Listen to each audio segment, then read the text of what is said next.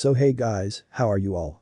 I hope you all are fine. So as you seen in the thumbnail today we are gonna see, what if Naruto had superior control on all elements movie 1, so watch this video till the end, also like, share and subscribe to the channel. Now let's move on to, a single change in fate can change everything. A 7-year-old Naruto finds himself in this situation right now, for you see, fate, the crazy bitch that she is, headed out for him this night. This is so troublesome. We find our stubby hero, cursing his rotten luck, only a month before the orphanage that had taken care of him all his life, had kicked him out on the street. Good riddance, I say, Naruto huffed, not like he had many good memories of the place, all the adults there were always so mean to him. Several times he even feared for his life after several severe beatings over very minor things, though his pranks could hardly be called minor, the flooding of the faculty bathroom being one of the more destructive things Hess done, but in the end, it never really did any lasting damage, besides the place smelling funny for a few days as it aired out. However, the bastards were a bit more resourceful in finding loopholes in their duty of taking in all the war orphans after the Kyuubi attack. Naruto couldn't and won't get into all the red tape, suffice it to say he was boned royally. With that little loophole they were able to kick him out, and there was nothing the third could do for him, so, emotionally hurt and hungry, the yellow-haired prankster had made his home on the streets, dodging the civilians that tried to beat him. Why?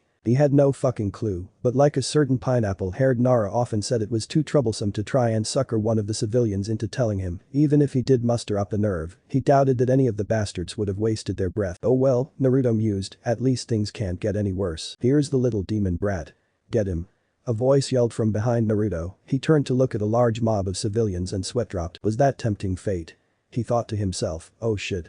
He took off running with the mob right behind him. Naruto was dodging random debris being thrown his way by the angry mob, including but not limited to a beer can grate, a mob of drunks, a brick oh ha ha, a brick joke, a broom thrown like a javelin, what am I, dirt to them? Don't answer that, a kitchen sink, not even gonna ask. The witty thoughts Naruto had in his head with each outlandish thing being tossed his way, while keeping his mind off of fear, took away from his concentration, and that came back to bite him in the ass, as he took a wrong turn and ended up in a dead-end alley. Shit. Naruto cursed his luck, turning back to see the crowd had barred the only exit. There was at least 10 of them, too many to fight and too many to fool. He wasn't getting away from this beating, he realized. He backed against the wall as far as he could, fear and anxiety clouding his eyes. He slid down the wall to a sitting position. No please, he whispered. He noticed quite a few of the villagers were armed this time. Unlike the times before, they had just physically beaten him. Most of these were carrying sharp tools and knives. Are they planning to kill me? The thought caught in his throat, choking him. The mob was only a few yards away from him now. One of the people threw a glass bottle his way, the glass projectile barely missing his head and smashing into the wall beside him. He flinched slightly as a large piece of broken glass cut across his cheek, creating a thin trail of blood. Naruto reached up and touched a burning red trail. They had never left anything more than bruises and welts on him before. This group wasn't out to enjoy a beating, they were out for blood. A shocked expression crossed his face. He looked at the gathering, fear slowly giving way to terror-induced anger, as he lashed out at his aggressors verbally. Why? He yelled at them, why are you doing this? Shut up, demon. One of them shouted. Why do you all think him a demon? Have I ever heard any of you? The boy cried. A few of the villagers looked at each other uncertain. His words rang with truth. The boy himself had never personally done anything to them, but the majority of the crowd just yelled back at him. You are a demon, boy, you cannot fool us with your petty trickery. But why? He asked quietly. Only one of the people caught that, an overly drunk, overly fat man who had a large scar across his face, spoke up in a slurred voice. It'll tell you why, you little demon fox. The man hiccupped lightly, drawing away from his angry appearance for a moment before a deep glare filled his face. How old are you, boy? Naruto's face crunched in confusion. I'm 7, why? The man's face grew dark, a menacing grin twitched across his face. Haha, and your birthday? October 10th. He answered slowly, his mind racing about what this could mean. Would he finally learn why he was hated? But the real question was, would he want to know? Well then, the fat man grinned wider. What happened 7 years ago on October 10th? He laughed a dark laugh, his eyes focusing on the boy, causing Naruto to break out in a cold sweat. Naruto thought for a moment, what did happen 7 years ago? The only thing I can think of is, no, it can't. His face turned from confusion to shock as he stared at the fat man only a dozen feet from him, turning an ivory shade of white as he paled in front of the crowd of angry drunks. No, he finally said at length. Oh, but it can, demon boy, the man spat out, venom and malice in his voice. That night the fourth Hokage killed the nine-tailed demon fox. You were born not moments after. You, boy, are the nine-tailed fox reincarnated. It can't be. Naruto looked horrified. A sudden surge of power rushed through him as a tingling ran through his arms. Those whisker marks and that wound that's healed on your cheek are proof enough of the demon inside of you. the man said with finality. Naruto felt for the wound again, and in horror he realized it was gone, healed almost instantly. He knew he had a healing factor, and that alone wasn't really normal, but this was just too much for him. No, just, why? His voice squeaked lightly, this time no one heard him as he hung his head in shame. The fox. He thought quietly before he was broken out of his self-pity by a loud roar. He looked up sharply and saw the thugs rushing him. Naruto raised his hands in defense and time seemed to slow down for him. Naruto looked at the men approaching. The tingling he felt moments before turned into a bitter cold, with a sharp wind flowing around him. The men charging stopped quickly looking at the boy in front of them. Around Naruto was a raging gale of wind, and the moisture in the air had frozen. Ice began forming around him, freezing the blades of the weapons the men carried before they shattered into pieces. Most of the men looked at the boy in shock and fear, but the fat man from before had a look of utter rage on his face. See, he is a demon, the man spat, pulling out a large wooden club. He rushed forward preparing to crush the boy's skull. Naruto raised his hand in defense, and the ice around him rose to meet the challenge. Unfortunately the man did not feel the pain, drunk as he was as the ice speared him in the stomach. With a look of shock he brought the club down on Naruto's skull, and a splitting pain ran through Naruto's head before everything went dark. Uo. Naruto sat up and looked around. He was in a sewer with dark corridors leading away from him. In front of him was a large room, the steam and heat from the room causing a sticky feeling to break out on his skin. The only thing that seemed out of place in the dank pipe-filled chamber was a large gate-like thing in front of him. There was a small piece of paper on the gate with the kanji for seal written on it. Naruto felt strangely sick in the place, like an evil presence was watching him. Where am I?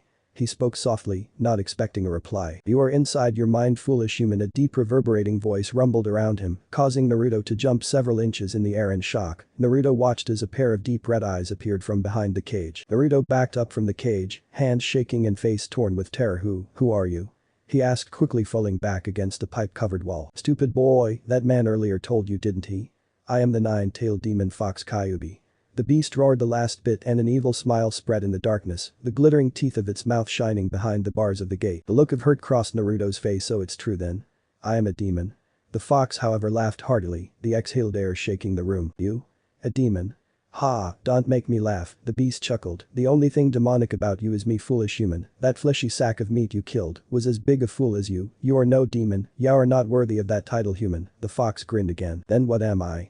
The blonde asked, fearful of what the beast would tell him. Well, seeing as you're asking nicely, the creature mused, and I like that look of fear in your eyes. I'll tell you, 7 years ago, when I attacked this village, your father the fourth Hokage, the fox started, but Naruto interrupted it in shock. The fourth Hokage was my dad.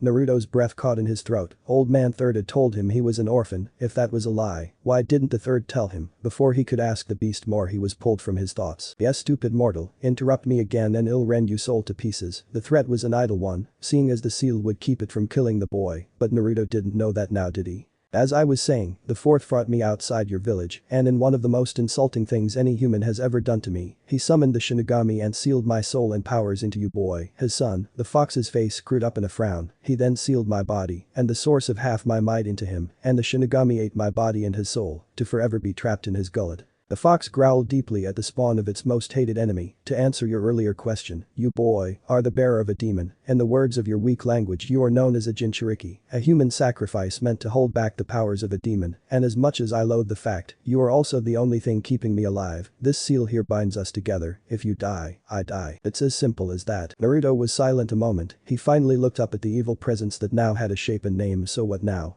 What do I do now that I know all this? He was at a loss, even asking the demon itself what he should do. No boy should feel that lost in his existence. The fox however answered predictably. Why not release me, boy? The fox grinned, remove the seal and let me free to kill the villagers that have wronged you for so long. Naruto thought for a moment before shaking his head, but I don't want them to die, and even if I did, I don't want you to attack and kill the people I care about, and since you're a demon I can't trust your word that you won't kill them. The fox let loose a laugh louder than all the rest. Ha ha ha ha ha. Maybe you weren't so foolish after all, puny human. Yes, I admit it all. I would crush the bones of all your loved ones, suck out the marrow and blood from their bodies, and leave you a twisted lump of flesh to grovel at my feet. That and all of the above. The fox licked its lips hungrily before letting that evil smile cross its face again. An angry look crossed Naruto's face. The way he blatantly said he'd destroy everything he held dear was infuriating. You bastard, the villagers were right, you are a demon. I hope you rot in this cell for the rest of my life, you fucking bastard. The fox's face screwed up slightly, going from that deep smile to an odd frown. Stupid boy, do you think this seal will hold me forever? Simply by being here, talking with me already shows the seal is weakening. It is only a matter of time before I feast on your bones. The fox growled at him, but Naruto wasn't fazed as he stared the fox down, and surprisingly the fox frowned and backed down a bit. No matter, I am only telling you this now, because you will find out soon enough anyway, after you killed that villager, the other weaklings are taking advantage and surrounding your unconscious body, now if it were up to me, I'd have just let them kill you, but seeing as my health is directly connected to you still breathing I'll give you my aid this once. The red beast grunted once before it forced its crimson chakra through the gaps of the bars, surrounding Naruto in a vile cloak. What are you doing to me? Naruto yelled. Unless you wish to die from those pathetic villagers, I'll let my power in, even if you don't believe me, I promise not to hurt you this once. I need you alive and blood pumping to eat you, I don't particularly like rotten meat. The fox grunted once again and Naruto felt reality tug him back. With a shock his eyes opened wide to see a dozen or more weapons coming down on him. With a rush of energy a dark red chakra rose up pushing the men away. Naruto stood up as the red chakra formed around him. Get back you worthless bastards. He yelled, raising his hands in an attempt to do as he did earlier with the ice powers. He felt the familiar biting wind and cold in his arms before something else filled him, a deep foreboding. Suddenly time seemed to stop. Naruto looked down at his arms, where what looked like green and blue energy were forming around his hands. They mixed with the red fox chakra forming dark violets and dark browns, before the three colors mixed together violently. In shock both Naruto and Kuba's voices said at once, Naruto vocally, Kyuubi subconsciously, what? Before all sound disappeared in a flash of white light. Forest of Death. An hour later, Naruto awoke yet again in a place he didn't recognize. At least it isn't a sewer this time, Naruto thought dryly. He was laying in a meter-deep crater where it appeared as though he had hit rather hard. He looked down at his tattered clothing, held together by the seams. Well, there goes my wardrobe, he chuckled absently, shaking on his feet. Whatever the hell had happened had drained him badly of chakra. Naruto looked around. He appeared to be in a forest of some kind. The trees above him were busted, showing he had crashed through from above. Apparently whatever that light had been it had launched him far into the air. Then how am I alive? He wondered for a moment before he palmed his face fox chakra. Though one of the few times from this point on he would admit the fox being sealed inside him was a good thing. Okay, I'm not dead and I'm not hurt. Now where the hell am I? Naruto mused, looking around the dense forest again. The meager light coming from the setting sun didn't give him much hope of finding his way, and it would be dark soon, so he'd be even more screwed. His hopes for shelter were put on hold as a voice rang out answering his earlier question. You my dear Dumbus are in my home sweet home, the Forest of Death. The voice seemed to be coming from all around him. To his surprise it sounded like a woman. Lovely name, let me guess. It's a forest and it's filled with death. Naruto replied sarcastically. Not missing a beat the voice replied, how did you know?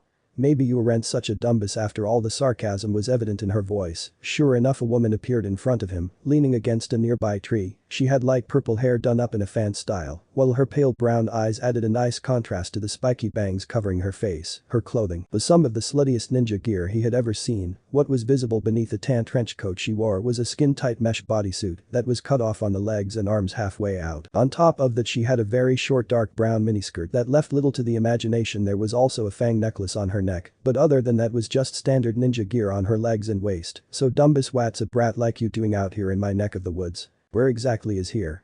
Are we still in Konoha? Yep, Gaki, this is one of our training grounds, number 44 to be exact, the Forest of Death.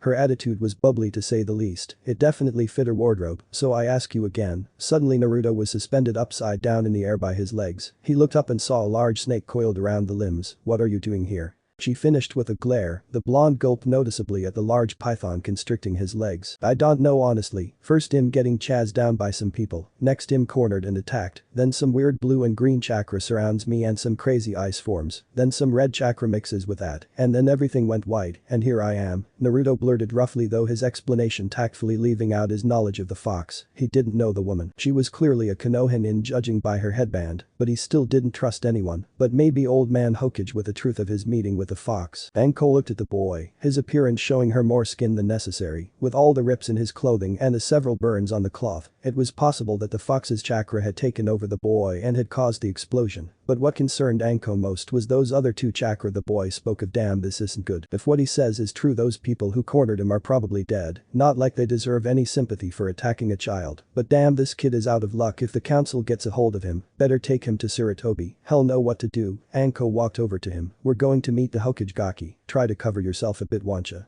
She gave him a dirty little grin that made Naruto blush a little before the both of them disappeared in a shushin. In the office of Sarutobi Hirazanaka the Sandame Hokage, the old man was working on a stack of papers, his old age keeping him here late into the night with his duties to the village and its people. It was at this time that a swirl of leaves signaled a shushin into the third's office. He looked up quickly to see Anko. Behind her was Naruto hanging by his legs from one of Anko's snake familiars. He relaxed visibly when he realized who it was and leaned back into his chair. "What can I do for you, Anko? And why do you have Naruto tied up like that?" "Well sir," she glanced meaningfully at Naruto. "This has something to do with that explosion earlier, doesn't it?"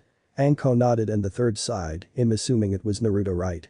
The third shot Naruto a serious look. Naruto gulped. "Yes sir, but I think it had to do with that sir," Anko explained. The third's face became solemn as he pondered what to do next. What he wasn't prepared for was Naruto somehow slipping out of Anko's grasp and confronting him. "Digi?" Naruto sighed as he sat down in the chair opposite of him. Naruto looked up and stared straight into Sarutobi's eyes. The dead look in Naruto's sky blue eyes made Sarutobi visibly flinch. "I know about Kyuubi, old man. I met it tonight, and there are some things we need to talk about." Naruto's voice was dead serious. "If it wasn't for the way he looked, you'd forget you were talking to a 7-year-old child." At the mention of the fox, a shocked expression crossed the third's face, but he hid it quickly. After a second to recompose himself he coughed. "Naruto, I want you to understand my reasons for hiding these things from you. First, the Yondaime Hokage, Minato, asked me to keep these things hidden from you that you could possibly have a normal life. I have watched over you with my crystal ball for the last 7 years, particularly this last month, and I can see now that that isn't an option, and for that I am sorry." The third looked silently at Naruto. The boy's face was a mixture of anger and hurt. The fact Sarutobi would hide something as important as that from him left a bad taste in his mouth. Second, the third spoke up. "Minato also asked me to tell you these things when you turned 16 or became a Chunin, so that you'd be able to handle the stress those in your position have to handle daily. This too has become a moot point seeing as you already know, and from that look in your eyes, I can also see you are not taking it very well." The third took off his hat and placed it on the table. "Did the fox say anything else?"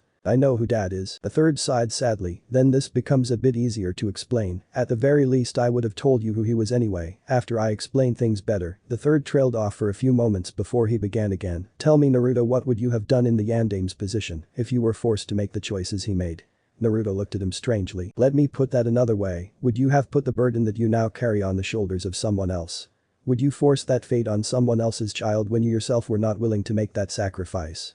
Naruto's face went pale as he thought about that. Would he have done that, really? Sarutobi continued that, "Naruto, is what we Hokage must do. We make the hard choices. We send ninja out every day to their deaths, and when the time comes we ourselves must face down the biggest threats to the village, even at the cost of our lives. Do you understand?" Naruto thought for a long time on the third words, letting several minutes pass by. He answered honestly, "Yeah, old man, I understand, and no, I would have taken the fox to my grave if I had to, but I still don't like it. I hate this, what I really am." "Then you understand more than I had hoped what my position is on this situation. You don't have to like it, but it's the situation I was forced into to ensure that the village didn't tear itself apart over this. Most civilians don't know the fox was sealed within you. They just assume that since you were the only child born that day along with the whiskers on your face, that you are the fox reincarnated in human form. It didn't help much that you were in my office. When the council convened that night after the fox's defeat, the council assumed you were the monster sealed in human form, or at the very least what most of the more intelligent ninja already knew, that you were a Jinchuriki. Many of them called for your immediate death, but I did all I could to halt their intentions. Sadly, the only thing I could do was put you in the orphanage and pass a law that made it illegal to speak of the fox to any of the newer generation, and for 7 years that law has held people's hatred for you down under pain of death. But know this, Naruto, I'm not a god. I can't devote all my time to watching you, and that mistake has led us to this." The third sighed and grabbed a single sheet of paper. "Out of the 10 people that confronted you, none of them lived. They were torn apart by whatever it was that you did. I don't hold it against you. In fact, there is really nothing that can be done to you, since you acted in self-defense. But know now that your life is going to be much harder. Already there are rumors of your involvement, and the council will probably try to do everything in their power to limit, hinder or otherwise try and outright kill you to end the threat they feel you pose." Naruto looked crestfallen. Seeing how hard his life had been now, it would only get worse. He couldn't take it anymore, as hot tears fell down his cheeks and soft whimpers echoed around the room. Anko was looking at the boy sadly, feeling a very similar pain that he was feeling. "Hess in the same boat as me," she thought quietly. Ever since that bastard Orochimaru had abandoned her, she had been ostracized by the village, only keeping her position and pedigree by hard work and menial labor. Since Orochimaru left the village, and she could only see herself in Naruto, "Sir, if I may."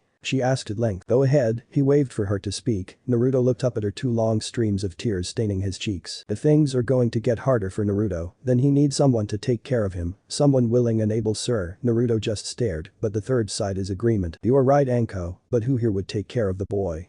The council will ruin the reputation of anyone trying to help the boy, and none of the other ninja besides Kakashi would take the boy in, and I for one, don't think Kakashi would be the best choice to take care of a child. The third trailed off, leaving the idea hanging. Anko snorted at that thought. Kakashi was good guy, but the man read so much porn and was tardy for every meeting he was ever called to. Had been nothing but a bad influence on the boy. Not that her idea was much better, but seeing the same look in the boy's eye that stared back at her every morning in the mirror just hit too close to home for her. What about me, sir? Anko asked timidly. Naruto's head spun around so fast you'd think his neck snapped. He stared at her wide-eyed, breath caught in his throat. You know my situation, Sarutobi. Me and him are in more or less the same boat. The council won't touch either of us due to our situation, and it's better to have someone to lean on than stand alone, am I right?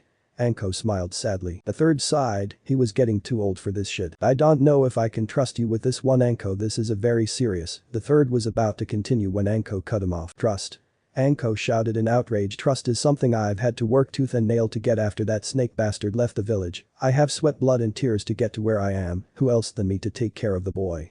Someone who has shared his pain and has come out of that darkness at least somewhat sane. She glared daggers at Sarutobi, who sighed again. He was getting too old for this shit. Very well, Anko, I leave him in your capable hands, but I have a few more things to say to Naruto. What is it, old man?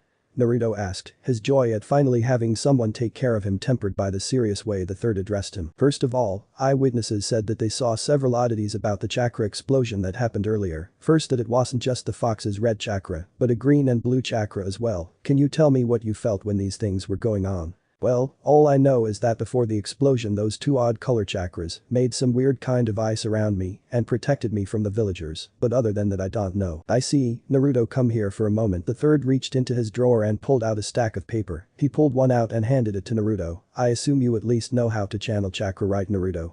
The orphanage said that you were able to copy the invisibility illusion, and I've seen you use it several times to escape from the villagers. Yes sir. Naruto focused his chakra. It wasn't much, but it was enough. The paper at first did nothing, but then it seemed to split down the middle. Before one of the corners of the paper became wet, Naruto dropped the paper in shock. What happened? It seems you may have tapped into a latent Kekkei Genkai, maybe something on your mother's side.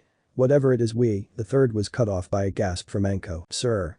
She pointed to the paper on the floor. Sure enough, on the floor the piece of chakra paper had split again, across the original cut, creating 4 equal slices, and oddly enough, each of the slices were doing something different. One was still soaking wet, one was burning to ash, another was crumpled into a little ball, and the last was nothing but a pinch of dust on the floor. Kami? Sarutobi was speechless. All elemental affinities. Anko finished for him. What are you guys talking about? Naruto asked, curious about their shocked expressions. Naruto, do you know what this means? Anko asked him. When he shook his head, Sarutobi spoke up. This means something unprecedented, Naruto. Having all elemental affinities is all but impossible. Sure, most people have one major affinity. Most Jonin after years of practice can have 1 or 2 minor affinities as well. But Naruto, not only do you have a major affinity with wind, shown by how the paper split not once but twice, but all 4 other elements as major affinities. And those affinities are extremely powerful. I've never seen chakra paper affected so powerfully by an element, Naruto. The reason this is unprecedented is the fact the last person to have an affinity to all 5 elements was the Rikido Sennin himself.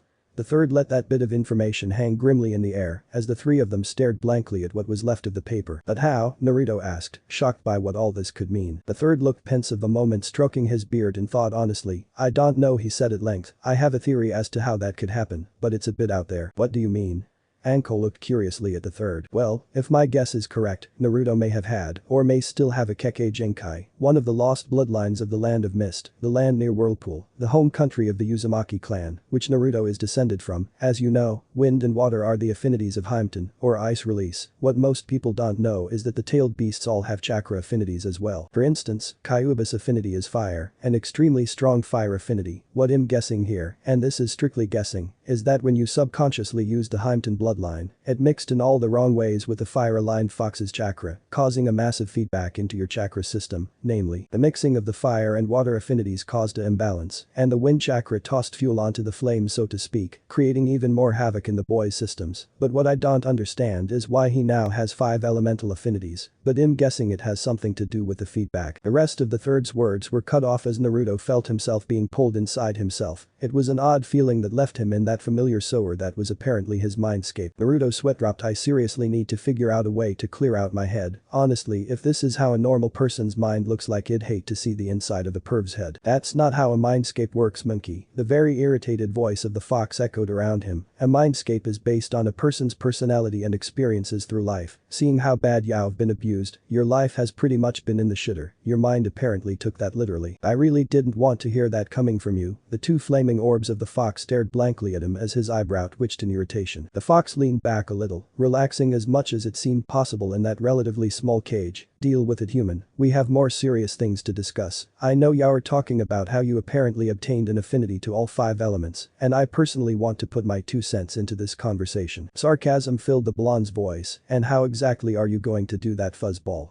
If you haven't noticed, you're locked up in here and there's no way in hell I'm releasing the seal. He puffed up in front of the great demon, pointing an accusing finger at the beast. The Kyuubi sweat dropped. Well, as much as I loathe to admit it, you're right for once. However, I have an idea. It's not the preferred one, seeing as I'd rather be released to cause mayhem and torment as is my namesake, but you continue to be difficult. Well, sorry if I actually care for things other than myself. He glared at the fox, not budging an inch, despite the fact the creature was 100 times his size. I remember now why I don't try to reason and just eat you monkeys. You always give me a migraine. The fox rubbed the bridge of its nose with its claws, which to Naruto looked rather hilarious, and he tried hard not to laugh, and was failing miserably. Shut it, human. I'm willing to help you here to further my goals. Be glad I'm even lending you my aid. If events had been any different, it'd have left you to squirm without knowing anything, but seeing as you now have something this troublesome running through you, you need to be informed in case you accidentally kill yourself and me along with you. The fox grumbled a few times angrily. What do you mean? Naruto stuttered a little, his eyes shifted to concern in anticipation of what the fox would say. You can preform hand signs, correct? Naruto nodded. Good, I'm going to teach you a jutsu known as shadow clones. This is one part of what you need for me to help, and don't worry about the outside world. Time flows differently here, minutes outside can last hours in here, so you should have plenty of time to learn. Naruto nodded again, looking at the Kyuubi's hands. Claws and noticed they were in a seal. See this seal here? Naruto nodded again. Now this isn't a very difficult jutsu. The only reason I know this particular jutsu is because it only requires 1 hand sign, and those bastard leaf shinobi used the thing countless times on me when I was destroying your villages. Haha, good times. The fox chuckled darkly, and Naruto turned a beet red at the beast's nonchalant attitude at murdering the people who would one day be his subjects. If he had a way to get the cage hat, well boy, start practicing. Contrary to popular belief, I don't have an eternity to wait. The fox broke him out of his thoughts and showed the boy the seal again. Put as much chakra into the jutsu as you can. We're going for replication, not fine-tuning, so anything above 5 clones should be sufficient control for what I'm planning. Once you have that down, it'll show you the next step. Uo. Naruto blinked once, coming back to reality to find the third still talking. Yo, old man. The third stopped for a moment to look at Naruto curiously. I don't really know how to say this, but, well, Kyuubi wants to talk to you. The third stared blankly at Naruto for a moment before shouting, what? The third's eyes widened considerably, his mouth hanging open a little in disbelief. Yeah, 1 second. The blonde sweat dropped and put his hand into a familiar seal with a slight twist, as his hands flipped through 3 more seals after that hidden art.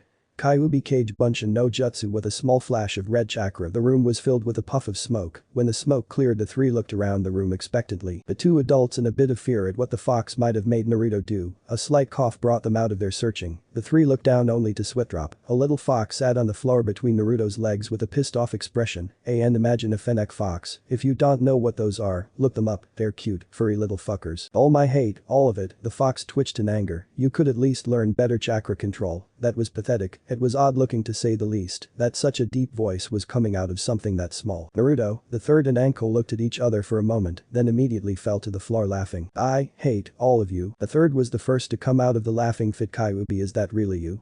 You're a bit smaller than I remember. The third eyed the fox, who now had a feral look to its face. I'm not even going to answer that remark, monkey. I came here to discuss the circumstances of the container's chakra system. The third immediately sobered up. What do you mean? What has happened that I should be aware of?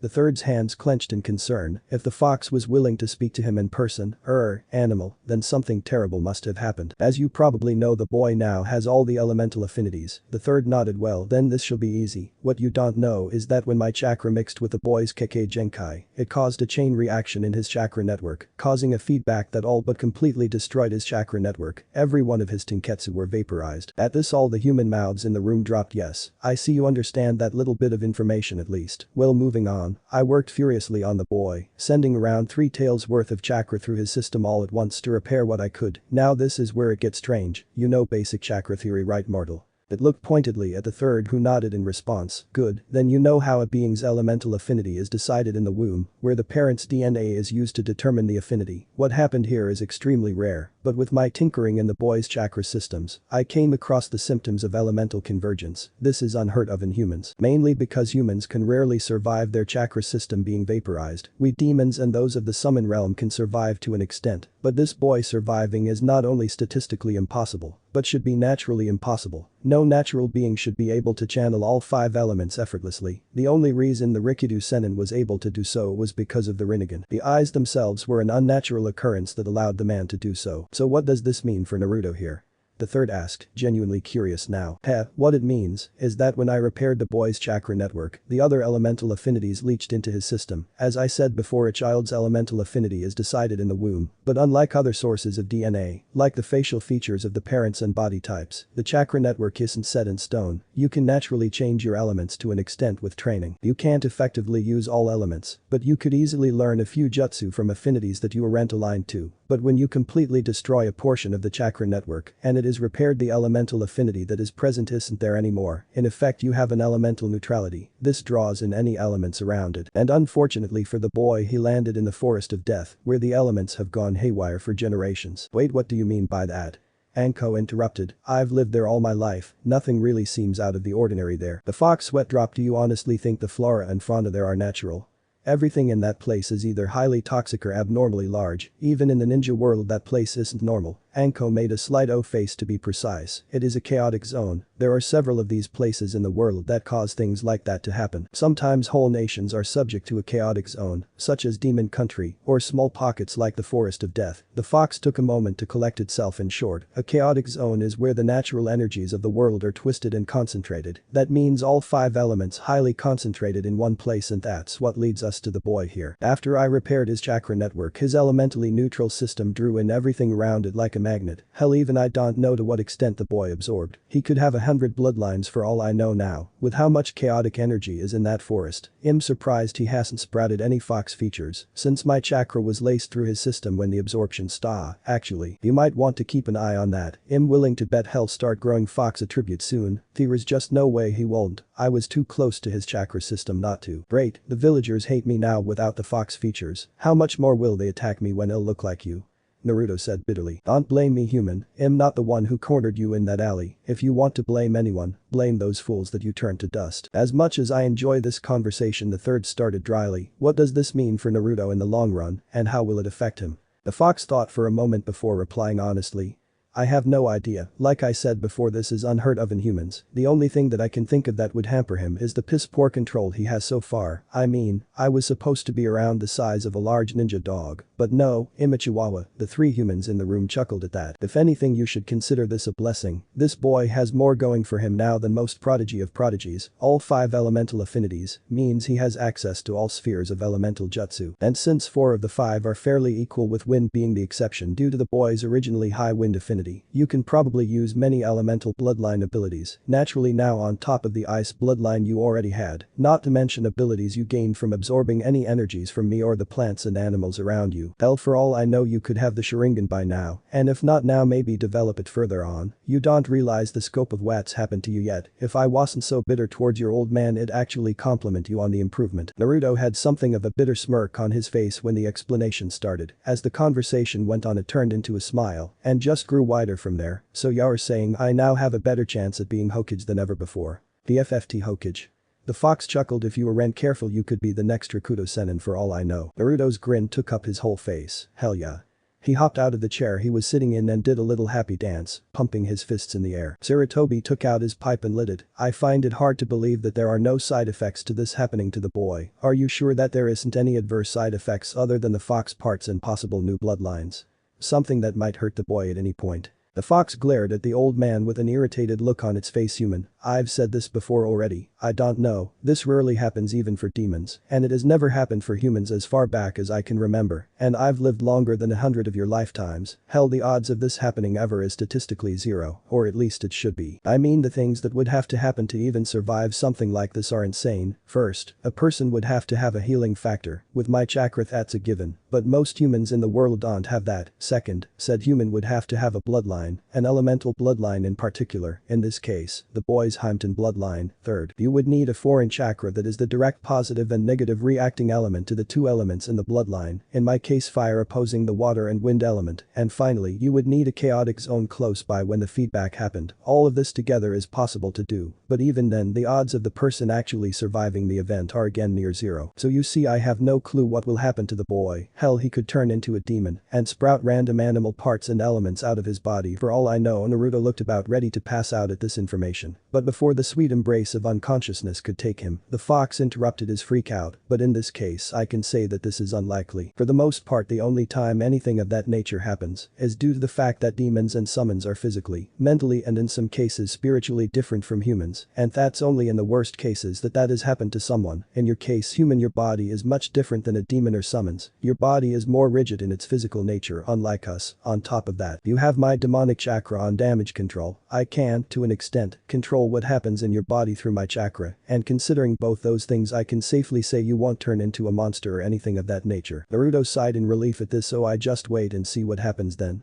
Basically yes, other than that maybe try and work on all your elemental affinities and see what you can do with them all now. If you have the capability of multiple elemental bloodlines, then it's possible to unlock a few of these and other more physical bloodlines you may have observed early to help you later in life. The third listened to all of this quietly, weighing his options in the matter. On the one hand, the boy's life was turned on its head, the civilians would soon be out for blood. If he was to have any sense of normality he needed an out. Anko was a good start, the woman shared the boy's lot in life. Unable to do anything about their situation and ostracized for things outside of their control. But the third knew that wouldn't stop the majority of the civilian council from calling for his blood, and since the boy wasn't a ninja he couldn't protect the boy from them either. The only thing that could really save the boy is if he could somehow spin this new information about bloodlines to convince the council that the boy was worth the lives lost. Lord knows the civilians are bloodline hungry as it is, but that would just turn the boy into breeding stock. Head needs something more to keep that from happening, but what? The third looked at Naruto, silently watching him talk with Anko. The Kyuubi was sitting in the corner, seemingly ignoring everyone when suddenly an idea came to him. It was a cruel idea, but it could prove to be beneficial to all parties involved. Naruto, Anko, the third spoke up gruffly. The two in question snapped to attention, looking at the third expectantly. I've thought over this matter, and I have a few things I need to get out of the way. First off, if you are going to stay with Anko, there needs to be a legitimate reason. The civilian council will jump all over that, and I won't be able to do much about it. The room grew quiet. Naruto sat down, a little somber at the thought of being back on the streets again. Couldn't I just adopt him? Anko asked curiously. He'd be like a little brother. She shot the boy a grin. I've already tried that, Sarutobi replied sadly. I'd have adopted the boy myself if that were the case. Naruto was shocked by the man's words. He never knew that the old man cared that much about him, but those words only cemented his respect for him even more. Also, that's not the only problem related to the civilian council. The third took a long drag on his pipe. I know this might come as a shock, but I don't think that the civilian council will let the deaths of so many civilians just be ignored. They most likely will try to ask for your life. Naruto, the grimness in the third's tone sent chills up the blonde's spine as he turned a pale shade of white. However, he looked up quietly. I have an idea that might help. The third sent a meaningful look at Anko, who liked the blonde next to her, paled drastically. Naruto, Anko, the third sighed. My idea is for the two of you to be married. You could hear the pair of jaws hitting the floor at this point, while the Kyuubi was laughing its ass off in the corner. What? The blonde and the babe replied together. It's exactly as I said. Now listen to my reasons before you say anything else, the third growled out. The two wisely shut their mouths before nodding. Naruto, the only thing that I can think of to get you out of this situation is to reveal what has happened to you to the council. If I can convince the council that you are much more valuable alive than dead, then it just may be enough to save you. But to do that you'd need to provide something of value to the village, and in your case that is where your bloodline and her bloodlines will come into play. The third turned to the fox in the corner. Kyuubi, what has happened to the boy can be inherited by his children, correct? The fox nodded, well, that is the basis for my idea. As long as you are alive your bloodline per second will keep the council off of you. As for you two being wed, there are several reasons for that. First he held up a finger, it's to keep the council from whoring the boy off to half the women in the village when he comes of age. Having a bride-to-be will keep most of them happy. As long as you are married and have at least one child by the time you are 16, of course they may push for you to have multiple wives, according to the Clan Restoration Act, since you are technically the head of your clan. But that is entirely your decision, as long as you have at least one wife and child. The third held up another finger second. This will also allow you and Anko to remain close to one another, allowing Anko to take care of you Naruto. This also means that you will always be under watch by an experienced ninja, which will make your case a lot easier. When they demand someone keep an eye on you, another finger went up, and finally third, this applies to you Anko. It is to allow you to redeem yourself in eyes of the council. Both ninja and civilian, being married means that you are tied in a way to this village now, so the odds of you defecting are slightly lower in the eyes of your peers. You would be able to gain a certain amount of respect from both sides of the council, not only for going through with this in the first place, but if everything goes as planned, then possibly redeeming yourself completely by following through with it as well. He let his words sink in for a moment before continuing, this whole idea is underhanded I know, it's also unfair to both of you in a way, but given what has happened and what will most likely happen, this is the best course of action, do you both understand? Anko was silent for a while as she mulled over the third's plan. She could definitely benefit from this in a major way. Ever since that snake bastard Orochimaru had abandoned her, she had been the black sheep, a stain on the supposedly proud village of Konoha. Hell, her life sucked, everyone looked down on her, and no one would give her the time of day. Hell, this really was the only option open to her at the moment that at least had some guarantee of redemption with a minimal amount of effort, and who's to say, they really weren't that far apart age-wise. 9 years isn't that much, and that gap would mean less and less. The older they got, so age didn't really bother her. She had also seen the fourth Hokage in his prime. If this boy looked anything like him when he got older, he'd be quite the looker. Personality-wise she could tell at least mentally the boy was older than he appeared. That came with the whole I have no family and I grew up on my own mentality. But if all else failed, she'd have the rest of his young life to groom the boy in anything he currently lacked. So to cap off her mental checklist, he had the looks, mentality, prestige, most likely ability given this new development in his powers, and with that had also have the finances down after he grew up a bit and could take on missions. So really what problem did she have? Well, she could think of one, as she stole a glance at the boy's pants. No, bad Anko. She mentally berated herself. Orochimaru is the pedophile, not you, though. That didn't stop her from glancing at the boy's crotch again. If the gaki was packing heat, when the time came for them to truly tie the knot, she could say with certainty that he'd be one hell of a hubby. Naruto on the other hand was completely blank. As soon as the third had finished speaking, the hamster wheel stopped spinning and the gears locked up. Him going to be married. He thought stupidly, is that what I want? Really? The boy was stumped. He had never thought about the future. The only real goal he had set for himself was getting the hat from the old man. Becoming Hokage really was his only dream, but what about a family?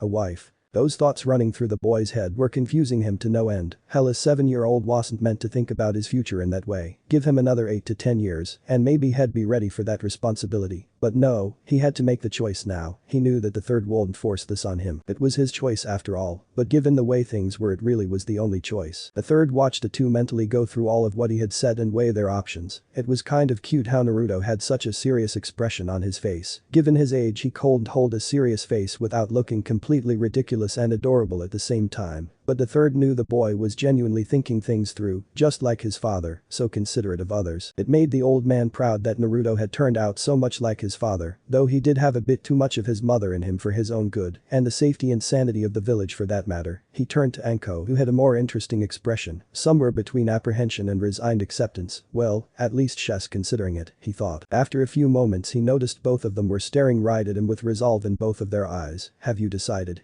He asked at length. Naruto was the first to speak. Yeah, Gramps. He rubbed the back of his head sheepishly. I'll go with it, but only if An-chan wants to as well. Anko's eyebrow and mouth twitched at the pet name as she dropped her head. Yeah, she sighed. I gotta say that this is one of the better things that's happened to me in my life. If what you say is true, and I can actually get some recognition in my own damn village, then yeah, I'll go along with this. Good, that makes things infinitely easier. The third sighed. Rummaging through his desk, the third pulled out several papers and placed them on the desk. These papers here need to be signed to recognize that you both are indeed married. Once signed, you will need a ring made to seal the deal. Actually, hold on a moment. The third dug deeper through his desk and pulled out a small shiny metal band with a little diamond in the center. Anko frowned at the ring. Why the hell do you have one of those in your desk? The third sweat dropped. Well, I'm one of the few people in the village who does marriage services, aside from the fire monks and a few others in the village, though people tend to come to me when they need to keep an engagement or marriage secret. Also the amount of people who elope in this village is just silly. I get a couple in here once every other month or so. So I tend to keep at least a few of these things lying around just in case. The couple to be stared blankly as the old man as he placed a band on the table next to the papers. Well, Naruto, will you do the honors?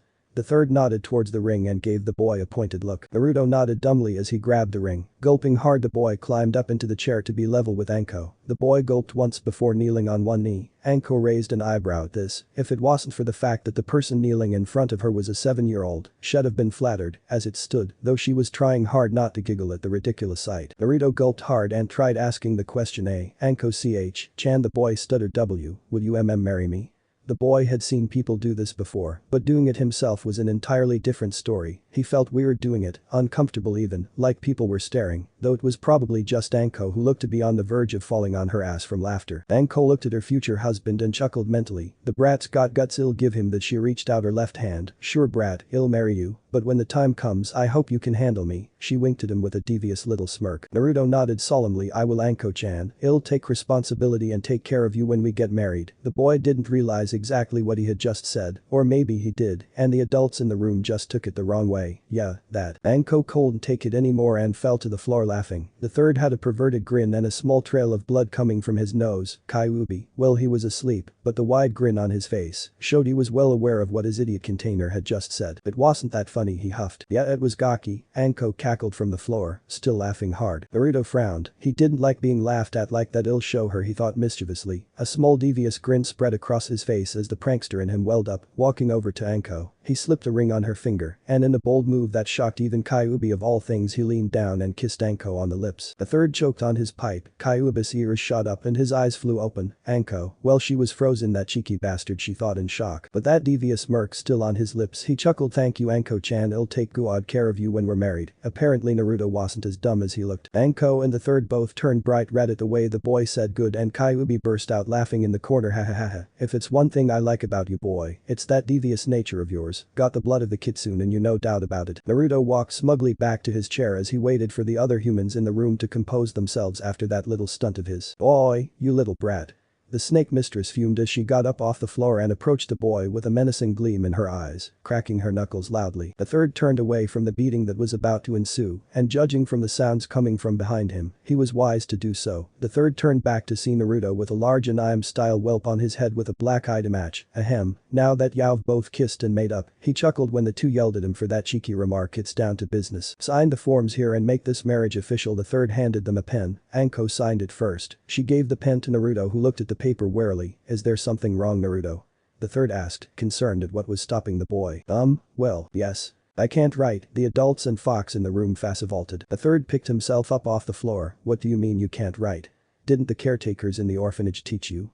He raised one eyebrow when the boy looked down, ashamed. No, they didn't. They really didn't teach me anything. I had to teach myself. At this both eyebrows rose. The boy had taught himself everything he knew. That alone filled the old man with anger. He would have a long talk with the orphanage staff after this was all over and done with, and by talk he meant torture and interrogation. Naruto, just sign with an X and stamp your thumbprint in blood. That will be more than enough written proof. Naruto nodded, used the pen to cross an X next to Anko's name, then used a kunai letter opener to slice his thumb open. He dipped the other thumb in a small pool of blood just enough to coat and pushed it onto the paper, leaving a thumbprint slightly smudged but clear enough to show a majority of the boy's fingerprint. The third looked over the paper for a moment before signing it himself as a witness. Well then, by the power vested in me by the fire daemon, the head monk of the fire temple and the good people of Konoha, I now pronounce you husband and wife. You may kiss the bride. He motioned his hand suggestively with a grin on his face. Anko looked at Naruto, who looked back at her. Well, Hess already kissed me. Once she rolled her eyes and leaned towards him. Naruto pulled himself together and leaned in as well. For a moment their lips met. Surprisingly, it was a rather long kiss. Naruto broke the kiss. Pulling back, you could see he had a slight blush on his face. Anko was in a similar state. Hess actually a good kisser, she giggled to herself. I can't wait to see what Hess like when Hess older. Well then, the third coughed a similar blush on his face and a tissue tissue in his nose. I think it's time we break the news to the council. I'll call an emergency meeting now. You two wait here and get to know each other while I take care of things. The third stood up before walking out to his secretary. Tonight's going to be a long night. After an hour of waiting in the third's office, the third walked back inside to talk to the newly married couple, only to find them both sound asleep. Anko leaning back in the chair Naruto had been sitting in with Naruto comfortably curled up like a fox in her lap. Naruto, Anko, the third spoke up, waking the two from their nap. Naruto fell off Anko with a curse, hitting the floor with a thump when she jumped out of her seat. Anko looked around quickly for a moment before she smiled sheepishly when she noticed the third looking at her with an eyebrow raised. Perhaps I don't have to worry too much about them rubbing off on each other. After all, the third chuckled to himself, amused at the pair's almost immediate bonding. If it was one thing that brought people together, it was a shared loneliness that they could relate to. Are you alright, Naruto? The third asked the boy, who was picking up what was left of his dignity after being unceremoniously dumped on the floor. Yeah, Gigi, I'm alright. The boy turned to say something to him when the third gasped. Naruto. What? The boy jumped back, startled by the third's raised voice. Your eyes. The third pointed to a small mirror on the wall. The boy turned and nearly jumped out of his skin. His pupils were thin, his eyes were still sky blue, but his once round pupils were nothing but slits now. I told you Yao'd most likely start showing fox attributes. I'd keep an eye out for your tail and ears next. Kyuubi spoke up from the corner. I didn't think it would start happening right now, the boy groaned. His transformation was already starting, and it could only cause him more grief once the council saw him. Come on, Naruto, Anko, we can worry about Naruto's fox parts later. The council is waiting for us. The third led the pair to the council room. Once there, he opened the door and motioned for the two to enter. It's good to see you all are here, council members. The third greeted them all. To the point, Saratobi, a middle-aged merchant, spoke up. We all know this has to do with the little brat over there, so what is it? Now Kurakara-san, I think there's a lot more to this than that. The voice belonged to an elderly man who ran the local cloth shops around Konoha. He was also one of the more level-headed of the civilian council. Kurakaru glared at the old man for a moment before sighing. Go ahead then, Hokage. Very well, the aged Cage nodded. The fact of the matter is that this meeting is, to an extent, about the young Uzumaki over there. He motioned to the boy in the corner of the room. Roughly 3 to 4 hours ago, Naruto here was cornered by a mob of civilian villagers who, by witness accounts, tried to take the boy's life. There were several murmurs among the men and women at the table at this. I am sad to announce that those individuals are no longer among the living. There were cries of outrage at this. Did the boy kill them? A curious voice asked. Everyone turned to the speaker, the pale-eyed head of the Hyuga clan, Hiashi Hyuga. Yes, the third stated quickly, but before the rising voices could get louder, however. He said with a harsh tone, and the council wisely quieted. The boy had reason to defend himself in this case, and while it still stands that he has killed, I believe a far more interesting event has occurred from this incident, namely the means by which young Naruto here killed those men. There was whispering through Harem before the Hokage continued. Due to the stress the boy was placed under, he inadvertently accessed his bloodline. Voices were raised, but again the third quieted them. I am not finished. As I was saying, the boy here unlocked his bloodline, which if any of you are wondering is Hymen. Ice release, but that isn't all. Again, due to the stress the boy was under, it just so happens that the boy unknowingly tapped a bit of the Kyuubi's chakra. He took a moment to let that sink in. The boy is fully aware of what is inside of him as he tapped into the fox's chakra at the same time as his Hymen bloodline was active, but for reasons currently unknown the chakra mixed in a negative way, creating a feedback which caused that explosion earlier today. What does this mean, Hokage-sama?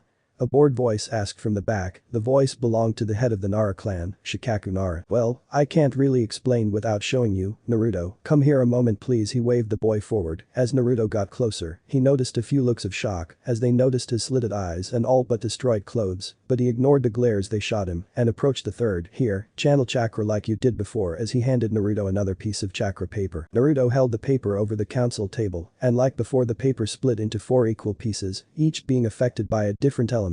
Immediately shouting rang out. What is the meaning of this?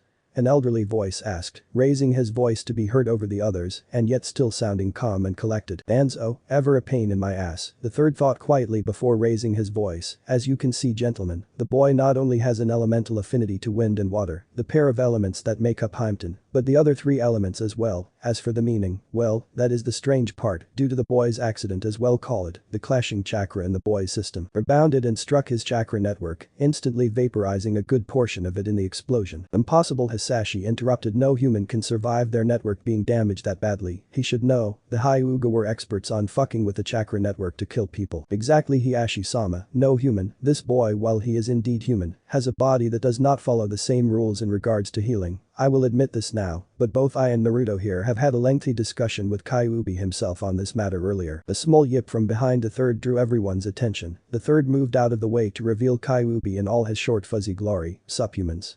The fox hailed them. Shouts of the demons escaped.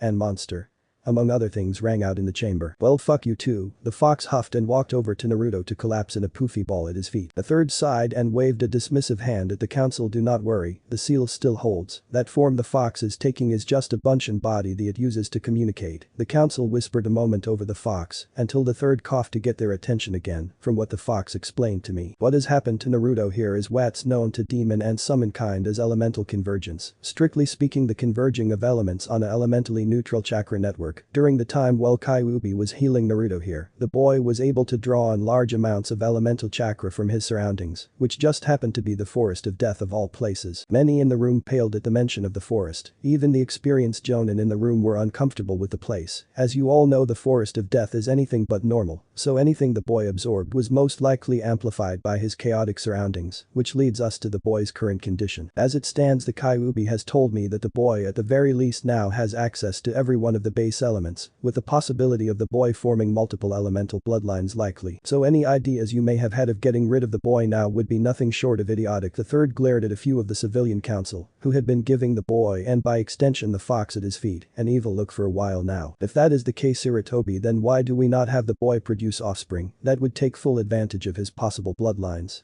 Danzo asked curiously. That Danzo has already been taken care of. The third glared at the man. How dare he even suggest doing that to a child? It was disgusting. Anko, Sarutobi motioned for her to approach. You all know Anko Mitarashi here, correct? Many at the table nodded, though not many hid their open distaste for the woman. Anko here is the one who found the boy and brought him to me. After a brief discussion on the matter which I personally brought up, she has offered to take care of the boy. Several voices of dissent were clear. Silence. I am not finished, he roared. Anko agreed to take care of the boy, but that alone would not allow her to do so, since he is legally an adult. As many of you on the council are aware, he gave each of them heated looks. He had made Naruto an adult only a week earlier to try and protect him when he had learned the orphanage had kicked the boy out. Be cold and take care of him himself due to the council's meddling. But the third had bought and was sustaining a small apartment for the child, and since he was an adult, he could legally have his name on the deed. Had he known where the boy was, he would have immediately taken him there, but Naruto had a bad habit of hiding from people. Given his life, though, that's to be expected. If only he wasn't so damn good at hiding. It had gotten to a point where even his crystal ball could not find him at times. The third sighed. This wasn't going to be taken very well. Since the boy is legally an adult, clan head and last of his clan, he has made it clear to me that he did not want to be subject to the Clan Restoration Act without his say in who he takes as a wife. I discussed his options with him, and we came to an agreement. As of this moment, Anko Mitarashi is now Anko Uzumaki. The two of them are husband and wife. To the third surprise, there was complete and utter silence. He looked at the council members in the room. There was shock, horror and rage, to name a few of the emotions on the faces of his council. Before any could speak, the third continued. Both of them agreed to this. I have the documentation showing as such, and if you want a second opinion, I'm more than willing to let Inoichi-san look through my memories to show that both signed the document of their own free will. Also, Naruto has made it clear that since he is now married, he is no longer subject to a council-ordered marriage or conception of a child, so long as he is married and has at least one child by the age of 16. Any other women he takes as a wife under the CRA is entirely his choice. Do I make myself clear? The third's voice may have been controlled and even, but the threat was as clear as day to everyone in the room. Many of the civilian council who would have pressed for the boy's death, expulsion or forced marriage given his new possible bloodlines, nodded in agreement. After all, what could they do? The boy had clearly acted in self-defense when that mob attacked him, and even if they could press the issue, they won't, not with the potential for a whole new string of bloodlines that could come from the boy. To them, he was now even more of a necessary evil. Danzo, on the other hand, was sitting quietly to the side of things. On the outside he was as calm and collected as ever, but on the inside he was seething. Well played, Sarutobi, well played. You knew I would make a pass at the child, as I've pushed to weaponize him on several occasions, but this. I never expected you to convince a child to do something as foolish as this, foolish, but given the circumstances genius as well. Danzo sighed before glaring at the third and ever so slightly nodding his agreement, thinking to himself, I know when I've been outplayed, Sarutobi, he'll back off for now. The third noticed Danzo's reaction and let out a mental sigh of relief. Danzo's backing down, good, that means I've won this round. None of the others would dare try anything if Danzo is staying out of it. The third looked at the rest of the council. Sure enough, none of them seemed keen on arguing. If there is anything else any of you would like to add, please do so. The room was silent for almost a minute before the third sighed. Very well, this meeting is adjourned, dismissed. The council rose at the third's words and walked silently out of the room, thinking about what they had just heard. That was fun. The fox yawned. Well, this body is almost out of chakra. Later monkeys. A puff of smoke signified its departure. The third watched the fox go. Naruto, he spoke up, startling the boy from his thoughts. Why yes, Gigi. Naruto fidgeted slightly. His nerves were shot to hell watching the council debate his fate. He couldn't describe the feeling when he realized he won't end up a test subject or a breeding factory. I hope that you are happy with what has happened, he said at length, his voice quivering slightly in sadness. I know I can never apologize enough for not being able to take care of you. Had I the chance, I'd have adopted you immediately, but sadly, I was never able to convince the council of my intentions. They saw you as a threat. And in my weakness I never confronted that decision, and for that I am deeply sorry. It's okay, old man, I may have been alone, but I never really felt alone when I knew you cared about me. That and the Ichirokas were a big help too. The boy let out an ear-to-ear smile. I bet they were. The third chuckled. Don't worry so much, the boy sighed. I have people who care about me and that's all I could ever really ask for in life, and besides, I'm technically not alone anymore, am I, Anchan? The boy sent a sly smirk at Anko, who was a few feet away. The girl in question blushed slightly. Ooh, that little bastard, she thought in embarrassment. Suo getting him back for that. Yes, I do believe you're right, Naruto. The third laughed. Though even if you have found someone to stay with, you'll need some decent clothes, after all. We can't have you walking around a beautiful lady in nothing but torn rags. The third nodded to the boy's clothing, which had all but been forgotten. Anko can take you to the Wolf Claw weapon shop tomorrow. An old friend of mine is the owner. It'll have him put it on my tab. Thanks, old man. Naruto hugged him tightly. No problem, Naruto, he chuckled, hugging the boy back. I think it's time for both of you to head home, Anko. Anko walked up behind Naruto and placed a hand on his shoulder. Yes sir, come Gaki. It's nappy time and I need my beauty sleep. Naruto snorted at that before the two of them disappeared in a shunshin. The third sat in the council chambers for several moments, wondering just what the future held for Naruto, before he too disappeared in a swirl of leaves. Ooh, I'll never get used to that, Naruto choked when the two appeared on the edge of a fenced-in forest. You just need to build up your strength. Your body can't handle the changes in speed yet. That comes with growing up and getting stronger. Anko rubbed her hand through his hair, ruffling the blonde mop and making it spikier than ever. Where are we anyway? Naruto looked around at the forest curiously. Anko smirked back at the forest of death. Naruto looked confused. What the hell are we doing here for? Well, considering I live here, she trailed off, a grin plastered on her face. Naruto's eyes went wide. Wait, you live here? Guilty, raising her hand up in front of her in a joking gesture. Ugh, any other surprises I should know about? He raised his brow questioningly. Well, she trailed off, I have a fetish for blood. My favorite color is purple. My favorite food is dango. You take my dango, you die. And I have a tattoo of a python on my ass. She ticked each thing off on her fingers. Naruto slapped a hand to his face and groaned. I didn't mean that literally. I'm a very blunt person, she smirked. I can see that, Naruto deadpanned. He sighed. Fine, let's just get to wherever in this crazy forest we're going. Okie dokie, she picked the boy up and chucked him over her shoulder. With a leap at breakneck speed she jumped into the woods, with him screaming bloody murder all the way. An hour later, roughly 10 of that prying Naruto's fingers from her arm, they were standing in front of the tower in the center of the forest. Home sweet home, Anko nodded proudly, as a flash of lightning and evil laughter came from nowhere. What the fuck was that? Naruto yelled. Oh, you know, just the natural ambience, she smiled evilly. Wonderful, he sighed, entering the building. As he entered he noticed that the place on the inside, for the lack of a better term, was fucking huge. Wow, he took off running, passing by at least a dozen doors before he made it to the arena area that was used for the Chunin exams. This place is awesome.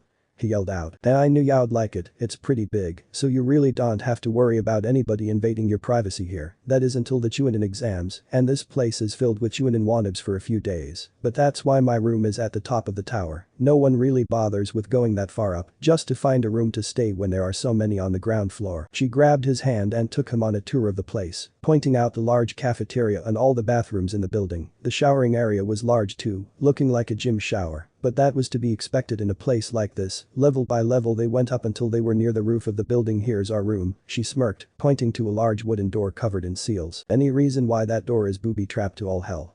Naruto asked sarcastically. I like my privacy during the Chunin exams, was all she said before walking to the door and channeling chakra into the seal in the middle. Instantly a distinct click was heard, and the door swung inward. Welcome to the bird's eye view suite. She laughed, waving her arms in an overly dramatic way. It's one of the two ways to the roof of the tower. And this one has a personal balcony to look over the forest with, and yes, I booby-trapped the balcony too. Naruto's sweat dropped. Paranoid much? Anko ignored that. Well, since it's already well past the ass crack of midnight, I think it's time to sleep. I'll finally have a use for that other bed now. She trailed off for a moment before noticing Naruto's state of clothing. Ah, I forgot about that. Strip real quick, I'll get you something to wear. As she walked to her wardrobe, back turned to Naruto, who rather reluctantly stripped down to his underwear in front of his bride. Me, this is awkward, the boy thought to himself. Here we are. She pulled out an old long gray t-shirt and tossed it to the embarrassed boy, who put it on quickly, only to find the thing was many sizes too big for him. Hell, it looked like a full-length dress on him. Well, that's irritating. Don't worry about it. Do you have a kunai, some rope and a needle and thread?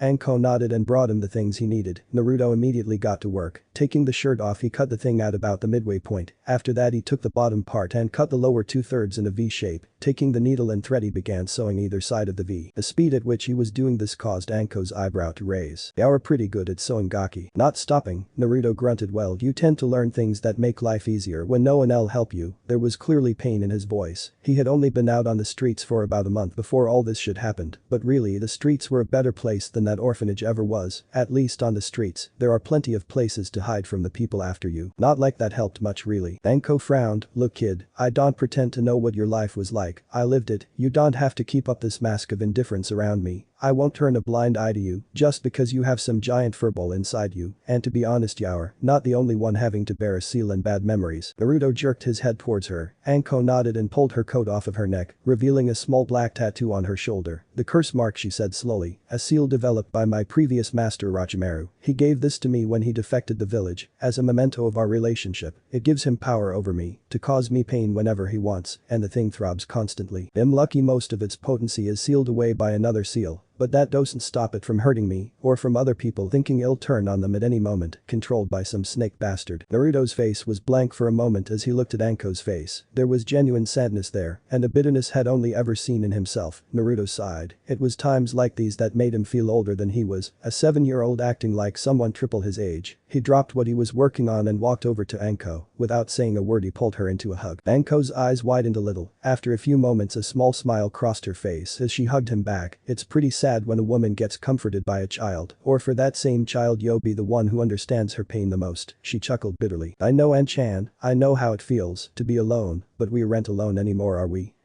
I guess not, she smirked as she tousled his hair again. They sat there for what seemed like hours together, just holding each other, letting the other's feelings show through, if only a little bit. Finally they separated, knowing that truly they were no longer alone. Naruto turned back to the cloth he was working on, putting the finishing touches to it. When he held them up to Anko, she snorted in amusement. He had turned the cut-off bottom of the shirt into a baggy pair of pants, complete with a rope belt. The top half of the shirt he sewed along the bottom to make a clean edge. All in all, it turned out to be a nice set of clothes for him. At least until he could buy some ninja clothing. Not bad at all, she appraised him. Like I said, knowing how to make things in life easier is a damn good skill. He flashed her a wide smile which she laughed at before they both went to bed for the night, knowing that tomorrow would be a new day for the both of them. Meanwhile, in an undisclosed location, the pissed off Danzo brooded.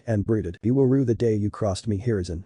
Danzo yelled out to no one in particular. Rue it. And back to brooding the Uchiha Wannabe went, the stolen Sharingan eye behind his bandages spinning fiercely. But first, I must try that new flavor of Pocky I've heard so much about. Again yelling at no one, Naruto awoke to a peaceful morning in the forest of death. The sounds of birds chirping could be heard all around the tower. Yawning to himself, Naruto dragged his ass out of bed, scratching said ass as he made his way to the bathroom. He opened the door with his foot as he yawned again, not even paying attention to his surroundings as he made his way to the toilet. Once there, he was preparing to take care of business when a cough interrupted him. He turned towards the sound tiredly, not expecting a naked Anko to be standing 5 feet from him with a towel draped over her shoulder. Naruto stared for a moment, too tired to understand the world of shit he was in right now. Then slowly his eyes widened as it dawned on him that he was about to take a piss in front of a fully nude Anko, and she was giving him a look that spelled certain death. Sorry. He began. Anko shook her head. No, oh we. She nodded. Yep, he squeaked as the sound of a fist connecting with an overly hard head echoed through the tower. What have we learned? Anko asked, rubbing her hurting fist. What? The brat had a hard head. Naruto wept in tears as a large whelp rose on his head knock first before entering. Hey, close enough, she shrugged, still not covered in the least, which Naruto noticed.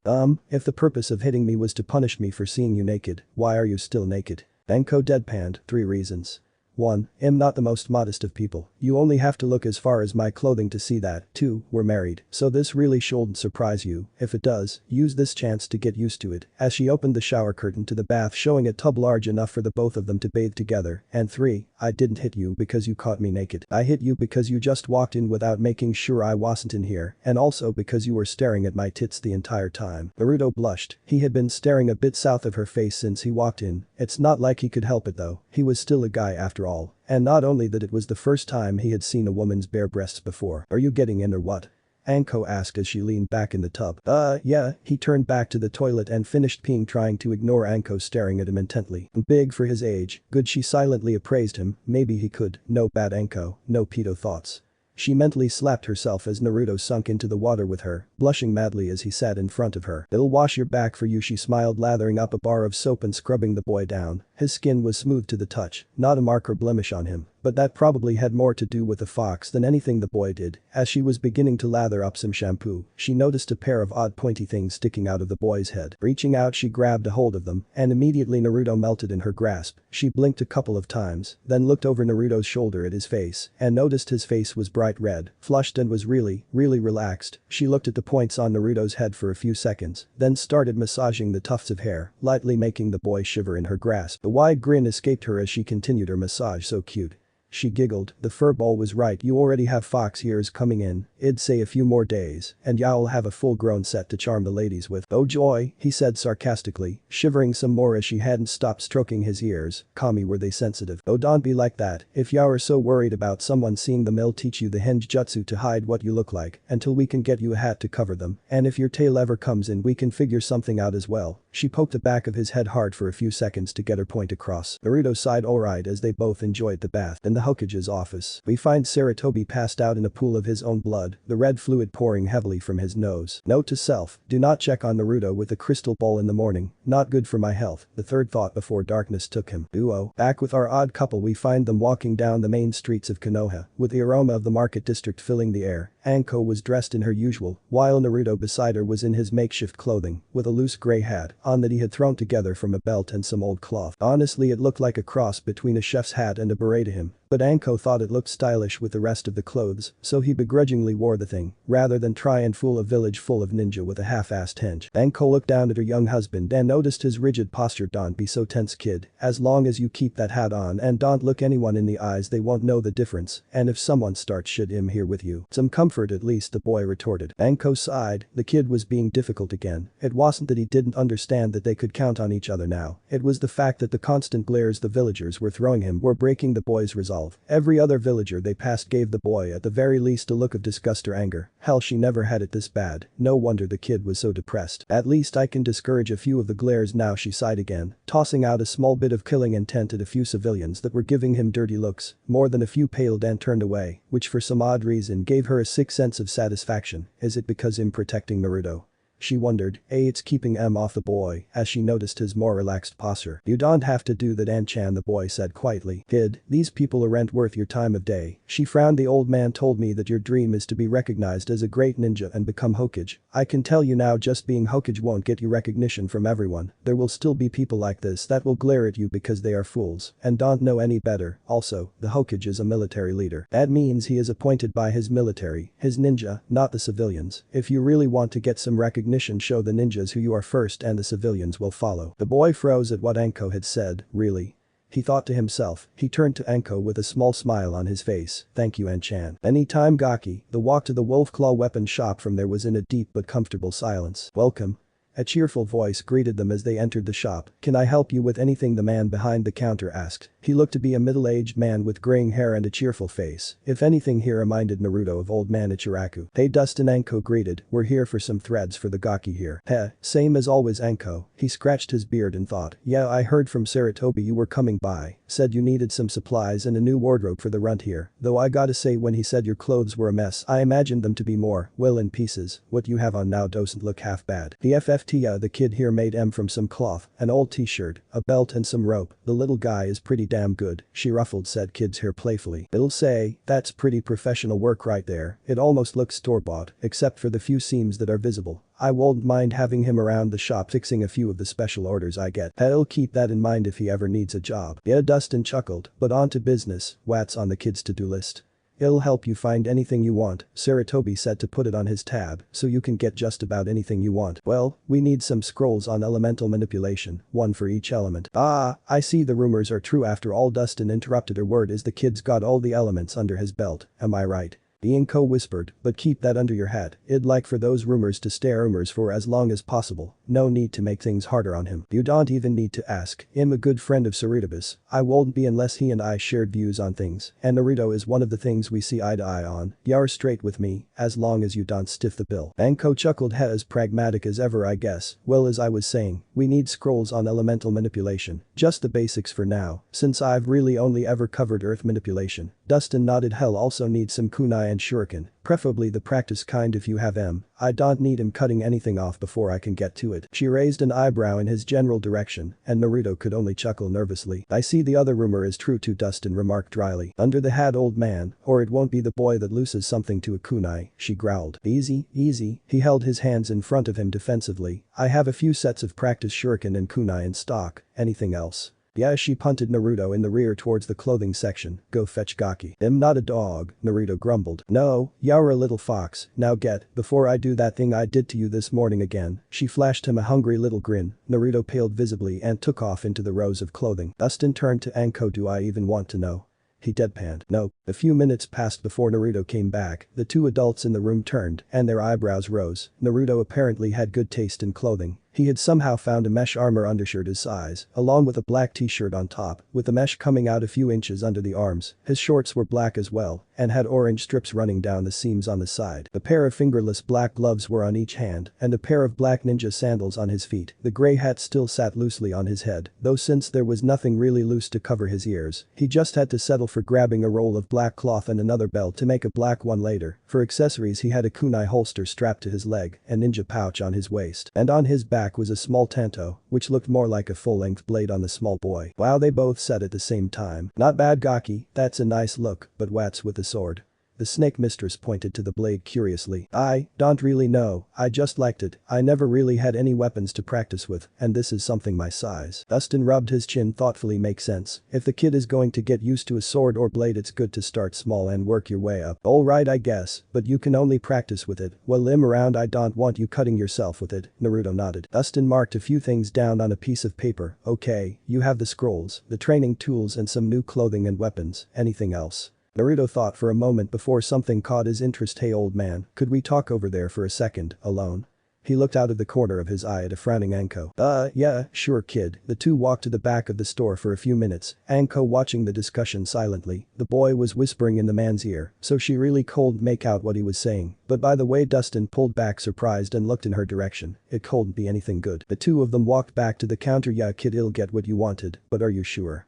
That's a bit advanced for you right now." "Yeah, I'm sure," he nodded. "Okay." One moment he walked to the back and opened his storeroom door. After a few minutes of rustling papers and clanging of metal, the man returned with a scroll in his hand. "Everything is in this storage scroll. Just send chakra into it, and the materials will pop out. To store stuff just do the same," as he handed the scroll to the boy. "Thanks old man. For a friend of Saratobi it's the least I could do." Dustin grinned at the boy. "It's all on his tab, so don't worry, I'll send him the bill." "Haha, thanks," he smiled back as the pair walked out of the store. Dustin's smile slowly turned somber as he watched the two walk away. Though the window, a small yawn from behind him, turned the man around. Looking around he noticed his daughter standing in the stairway to the living area. "Who was that, daddy?" the girl asked, the buns in her hair bouncing as she yawned again. "Just a friend, Tenten, the son of a good friend, a man who I respected greatly." His voice was quiet as Tenten nodded sleepily and walked into the kitchen. "Minato," he whispered, "your son is going to make one hell of a ninja. I just know it." "Uo, mind telling me what's in the scroll?" Anko asked sweetly, a little too sweetly. Naruto looked warily at her. "No," he held the scroll behind him. An eyebrow rose. "Why?" "It's a surprise." The boy stuck his tongue out at her. "And we're husband and wife now, tell me what's in the scroll," she whispered angrily. "No," he growled at her and turned away. "Gaki, just, hey. Get your ass back here." She yelled at him when she noticed he had started running away from her towards a nearby playground. "Boy you brat, get back here," she chased after him. The chase lasted a good 10 minutes as they ran through the busy market district, and Anko had to admit, the kid was fast for his age. Hell, he was almost as fast as a high-rank genin, and the way he weaved in and out of crowds of people baffled her. Catch me if you can, Naruto whispered to himself as he made his way to the playground. He took to jumping from stall to stall as his destination came into view. Almost there, he laughed as he made a final leap to one of the slides. Unfortunately for him, he overshot it a bit and lost his footing. Shit, he cursed as he lost his balance and fell over the edge. Yep. A voice from below cried as a loud thump sounded. Ouch! Naruto rubbed his head as he leaned up on one arm, where he froze when he noticed a small girl in a similar situation next to him. Hi. He rubbed the back of his head nervously, feeling that his hat had fallen off in the fall. Hello, the girl stuttered. Hello as well, the name's Naruto, and sorry for falling on ya. I'm kinda being chased by my Aunt-chan. Hinata, she poked her fingers together nervously, and W, who is ANC-chan. Aki, get your ass out here now, a voice screamed in the distance. Naruto sweat dropped. That would be her. I don't want you to get in trouble too, so I'll sneak away. Just keep quiet please. He turned away from her, looking around nervous. Ayano, Naruto-san. Yeah? He turned to her curiously. Is this your H-hat? She held up the thing in question. Yeah, thanks. He flashed her a smile that made the girl feel all fuzzy on the inside as he put the hat on his head. Thanks for the help. I kinda needed it. You know you're a nice person. He flashed another smile that made her melt. Thank you, Hinata blushed. No problem. See ya. He jumped over the fence that separated the playground from the road and ran off. There you are, you brat. Come back here. A voice yelled in the distance. Then Naruto-san. No, Naruto-kun. The girl thought to herself. Hess, nice, not like father, and those ears on his head. The girl blushed again. She had peeked at the boy's head when he was looking around, and said appendages had grown enough to be noticeable above his hair. So cute. Ooh-oh. Naruto shivered slightly. I suddenly feel threatened. He shivered again with Anko not far behind him. Several hours later, top of the Hokage monument, sunset. Damn it, Gaki, Anko choked out, huffing in exhaustion. I told you already it was a secret. The boy stuck his tongue out at her with his back to the edge. Apparently the chase had made its way through most of the village and ended on top of the Hokage monument, coincidentally on the head of the Yondaime. Alright already, Anko gasped. It's a secret. Now get your happy ass over here away from the edge. Naruto looked at her for a moment defensively, relaxing slightly when Anko backed off. Would you promise not to take the scroll? Yeah, I promise. Now hurry up. Naruto slowly made his way towards her, keeping the scroll tight in his fist. Hurry up, damn it. She growled. Naruto approached her warily, keeping an eye on her hands. When she flashed behind him, his eyes flew wide as a fist connected with the back of his head. 2 minutes later. Okay, I deserved that one, Naruto thought, weeping anime tears. What have we learned? Again. Don't piss you off. He rubbed a large knot on his head comically. Close enough. She picked him up by the back of his shirt and brought him to eye level. Scare me like that again, and I'll have my snakes tie you up for the day, and you won't do jack shit, understand? Yes, Anko-san, he nodded quickly. Good, I'll respect your privacy for that damn scroll, but let's get some dango. Chazing, you made me hungry. Wait, Aunt-chan. The boy grabbed her coat. What is it, Gaki? She turned around and crouched low, hearing the pleading in the boy's voice. I'm sorry about scaring you. I didn't just run away to get away from you. I kinda wanted to show you my special place. His voice trailed off as he nervously looked away. Anko turned beet red for a moment, thinking he meant, well, something dirty. But the boy turned away from her and pointed towards the western wall of the village. Anko looked, and her voice caught in her throat. In front of her was a view she had never seen before. The entire village was bathed in a crimson sunset. It was too beautiful to even say anything. She only knelt close to Naruto and enveloped him in a hug from behind. Neither one said anything. They just sat there and watched the sunset, turning the world from red to orange to purple, and finally ending in a deep ocean blue that gave way to the first stars of the night. Anko was silent for a long time after that, still holding on to the boy for dear life. Finally her voice, nothing but a whisper, broke the silence. And Naruto. Yeah? He whispered back. Thank you. She squeezed him tighter. A few minutes passed before Naruto spoke. Anko? Yeah? I can't breath. She replied blankly, releasing the boy, who was turning an unhealthy shade of blue. Sorry. Naruto gasped as she let him go. Don't worry about it. Alright, Gaki, let's get going. I worked up an appetite chasing your ass around. After we get some food, we're going home. Okay, Aunt-chan. He grabbed a hold of the woman's arm, and the two of them walked to the nearest dango shop, suggested by Anko, via sharp pointy hurty things. It's been 2 weeks since the accident. With the help of a gag order from Sarutobi, most of what happened to Naruto was reduced to a rumor. The Uchiha massacre that happened only a few days after that drew even more attention away from him, with the entire village focused on the tragedy. It kept Naruto out of the public eye long enough for most people to forget about the incident. In that time Naruto's fox ears grew out to full size. His tail was the next thing to come in. The fluffy appendage was currently sticking out the back of a pair of casual clothes he had stitched together from another large shirt Anko had given him. The bagginess of the pants was more comfortable on his rear, since the tail was still a little tender. He still shuddered when he thought back on Anko's reaction to it. Ooh, the pain, too squishy, he shivered unconsciously. Sadly our young hero suffered firsthand from the combined effects of marshmallow hell and an overly zealous glumping. Kami help him if any other women got a hold of him. Hell, he was still massaging the kinks out of his tail, though it was weird having a tail to begin with. His sense of balance was thrown off but at the same time felt more balanced overall. He also felt stronger, and his senses were increasing as well. If things kept going the way they were going, he might even consider this a blessing rather than a curse. Boy Gaki?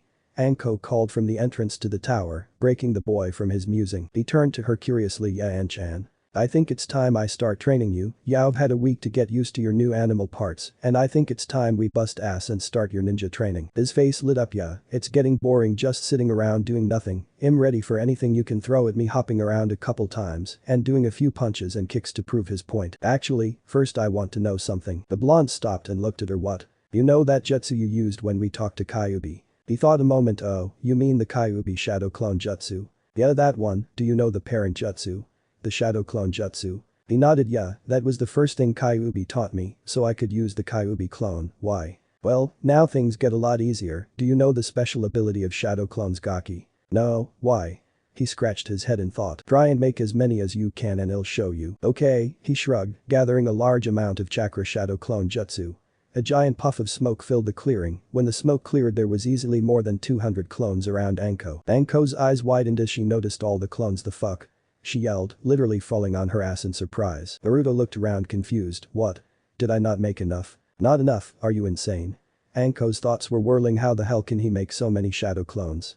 For fuck's sake, I've never seen anyone make this many. Wait, if he can make this many, my god, the third was right, the brat could be a prodigy in the making. Screw the bloodlines and the elements, just being able to do this is a gift itself. An-chan, are you alright?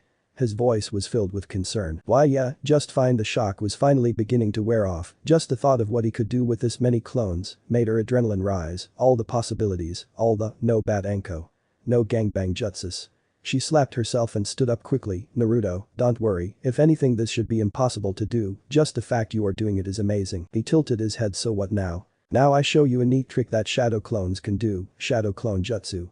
She yelled out, a single clone forming beside her. Have one of your clones follow me Gaki, as the clone walked off into the woods. You heard her, one of the clones broke off from the rest and followed Anko's clone deep into the woods. After a few minutes of walking Naruto's clone turned to Anko's clone. Now the clone started to ask, but before the clone could even react, Anko's clone had stabbed it with a kunai, dispelling it. A second later Anko's clone dispelled as well. Back with the original. Boy. Would you kill my clone? Naruto growled. She grinned. But how did you know I killed it? What do you mean you just? The boy frowned in confusion before a small smirk slowly crossed his face. Anything a clone experiences gets sent back to the original when it's dispelled, doesn't it? Got it in one Gaki, she laughed. From now until you join the academy next year, you are going to be training with shadow clones. By the time you make Genin it'll have your ass at Chunin level. She flashed him an evil grin which sent a chill up his spine. This wasn't going to be pleasant, he just knew. Alright, first off, we aren't going to be learning any new jutsu. I'm telling you that now. What we're going to cover till you start the academy is chakra control and nature transformation. She walked over to a nearby tree and yanked a leaf off one of its limbs. First, is chakra control exercises, as she placed a leaf on her forehead and channeled chakra into it to float it lazily above her head. Much to Naruto's amazement, the objective of this first exercise is basic control. Keep the leaf floating over your head with chakra for as long as you can. It's not power you're after, it's control. Since there's around 200 clones here, well, have 100 working on chakra control and 20 each working on a separate element. She grabbed the 5 elemental scrolls from her pouch and tossed them to one of the clones. Get to work. She then pointed to the original. You're coming with me. She was about to walk away when something stopped her. Oh, she yelled at the mass of clones. Hey, if you need to dispel, don't do it all at once or you'll give the original a bitch of a headache. She turned away from the mass of clones. Come on, let's go. The two of them walked to another clearing on the other side of the tower. So what are we doing over here? He asked curiously. Simple, since shadow clones can only send back mental information, physical abilities need to be worked on by the original. Sure, you can work on your reflexes and instinct, but things like muscle memory and increasing your body's strength, speed, stamina and flexibility is all down to you. He raised an eyebrow. So we're exercising? She smirked something like that. An evil chuckle escaped her lips as she explained her training. All the while Naruto turned paler and paler. Are you fucking insane? Finally finding the words to express himself. Maybe she laughed, but that doesn't change the fact that you're going to do it. Naruto sighed. The sooner he got this over with, the sooner he could rest. Kami, it was going to be a long day. 200 push-ups, sit-ups, kicks, punches and squats all before lunch, and then I have to spar with her. Ugh, this is going to hurt. But the clones. Okay, let's see here. Nature transformation. The basics. The clone scanned each of the scrolls intently, channel chakra into the object, and imagine that element's properties in that object. For fire, superheat your chakra and imagine burning the object. For wind, split your chakra in half and grind it to a fine edge to cut the object. For lightning, aggravate your chakra in the object to create a static charge. For earth, harden your chakra around the object and grind against it. For water, use your chakra to gather the moisture in the air and soak the object. Seems pretty straightforward. The clone grabbed a leaf and held it up high. Alright mess, it's time to get to work. The clone pumped its fist before it dispelled itself and sent the info through the ranks. Hokage's office. So it begins, eh? An image of Naruto flashed through the crystal ball head. Just seeing that many clones makes me feel old. Sarutobi chuckled to himself. I see great things in your future, Naruto. Your father passed his will on to you, while your mother passed on her love. Remember both their sacrifices, Naruto. Grow stronger from them and show the world you aren't some demon. Show them the real you your parents would be proud of. He sat there for a long moment taking a drag off his pipe, the quiet of the room ringing in his ears. The third sighed as he exhaled the smoke from his lungs. Good luck, Naruto. Knowing your father's luck y'all needed. A dry laugh filled the air as the third again sat in silence, although knowing your mother's luck. A few hours later, back with the original Naruto. Kami, kill me now.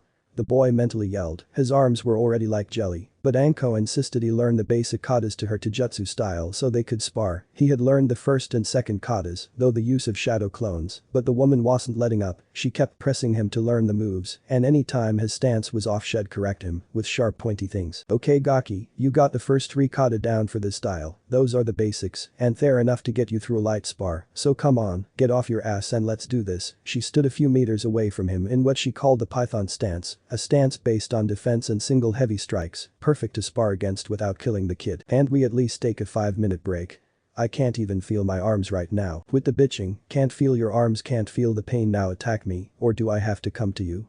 She rose an eyebrow at this, almost daring him to let her attack first. The hell, it'd give you a reason to kick my ass. He charged forward in the standard Viper stance, the most basic of the stances built on speed and quick successive strikes. As it stood, the boy was decent in speed and could deliver fairly strong punches, even if the stance he was currently using was meant for cherry tapping. Ah! The boy yelled as he ran towards Anko, fist leading in a vicious punch. That's more like it.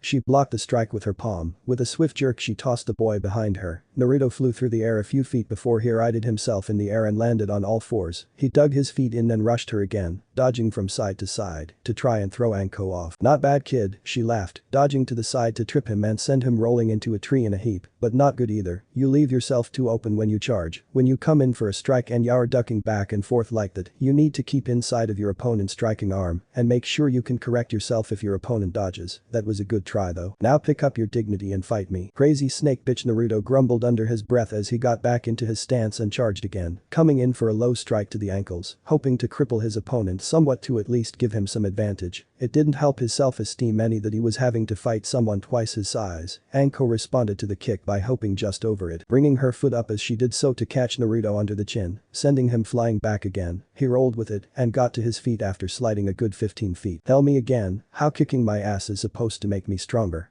Naruto asked, rubbing his bruised jaw. It's training, deal with it, she stated flatly. Figures, he mumbled, getting back into position again. This time he was going to take it slower, just rushing in there wasn't doing anything. Oh, using a defensive stance.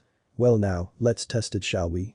A wide grin crossed her face as she rushed him. Shit, Naruto cursed, bringing his arms in front of him and across to stop the kick aimed for his face. The blow knocked him back a few feet. He rolled to the side as a fist connected with the ground where he was a second before. He placed his hands on the ground and kicked out with his left foot, catching Anko on her lead shoulder before tucking into a roll to dodge a kick she threw his way. Quickly getting to his feet, he blocked a punch and sent it wide. Getting in closer under her guard, he sent a punch into her stomach before hopping back to get out of the grapple she was going for. That was a nice punch, Gaki. She coughed. That actually hurt a little. You do know that this is hardly fair, right? You're twice my height and weight, many times my experience, and I'm pretty sure you're just toying with me. And you think you won't fight people like that when you become a ninja? Anko deadpanned. I fought Orochimaru snake summons and won in a Taijutsu match. Those bastards are bigger than a house. You think that bothered me at the time? Hell no. I did exactly what you are doing now, using your opponent's movements against them and striking when you have an opening, she smirked again, and since you've hit me, you're clearly up to this level of speed. This level. A sinking feeling filled his stomach. Low Genin speed test complete. She yelled exuberantly, high Genin time. Fuck, his words were cut off by a fist to the face. -3 months later. Alright Gaki, take 5. Anko yelled at him as the boy collapsed in a heap. He had spent the last 3 hours doing nothing but endurance training, which frankly surprised her. She had thrown other chunin through her personal gauntlet a few times in her career, and the Gaki handled it like a seasoned jonin. The kid had stamina, there wasn't any doubt about it. Maybe he could use that stamina for other things. Hrk bad Anko. She slapped herself, no pedo thoughts.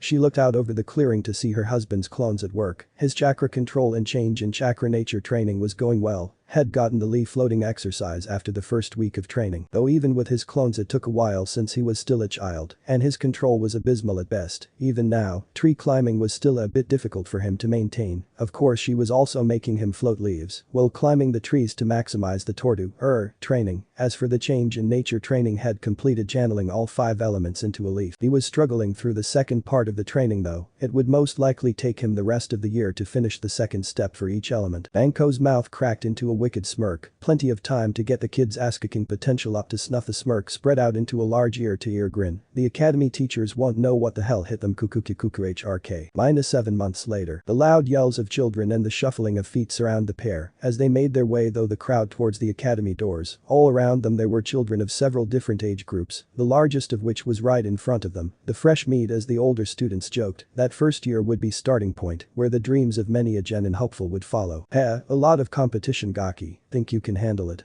Naruto snorted in amusement. Please, after that hell you put me through?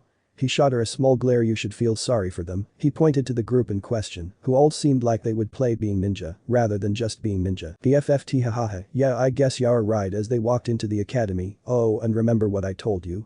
Naruto got into his best Anko impression. Hold back just enough to make people think you're weaker than them. Deception is a ninja's bread and butter. Yada yada yada. Yeah I know. I'll keep my skills to myself for now. But that doesn't mean I won't use stupid shit in class. You never did beat that out of me. He chuckled at that last bit. Why would I beat the creativity out of you?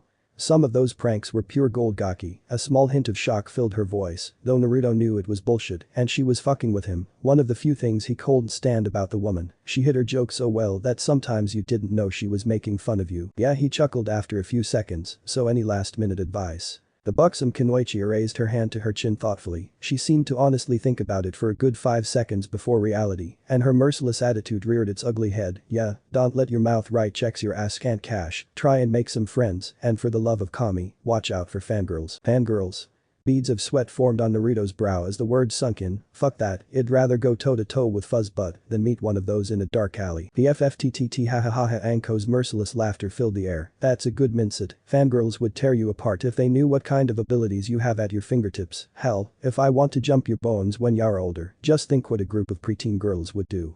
Naruto grew several shades of white. Plus I heard the Uchiha brat that survived that clan massacre is in your class. Heh, the boy has a fan club already. I'm surprised he's even alive right now, with the Wayfair clawing at his door all the time. It took a moment before Naruto could recompose himself after that little mental torture. Anko put him through. Okay, watch for fangirls. He shivered again. Try and make some friends, and don't pick needless fights. Got it? Can I show off a little to put arrogant pricks in their place? She gave him a thumbs up. Yeah sure Gaki, you have my blessing to take the sticks out of people's asses when you feel the need to, so go in there and kick some ass. Naruto's hand snapped to his forehead as he went rigid in a salute. Mom, yes mom.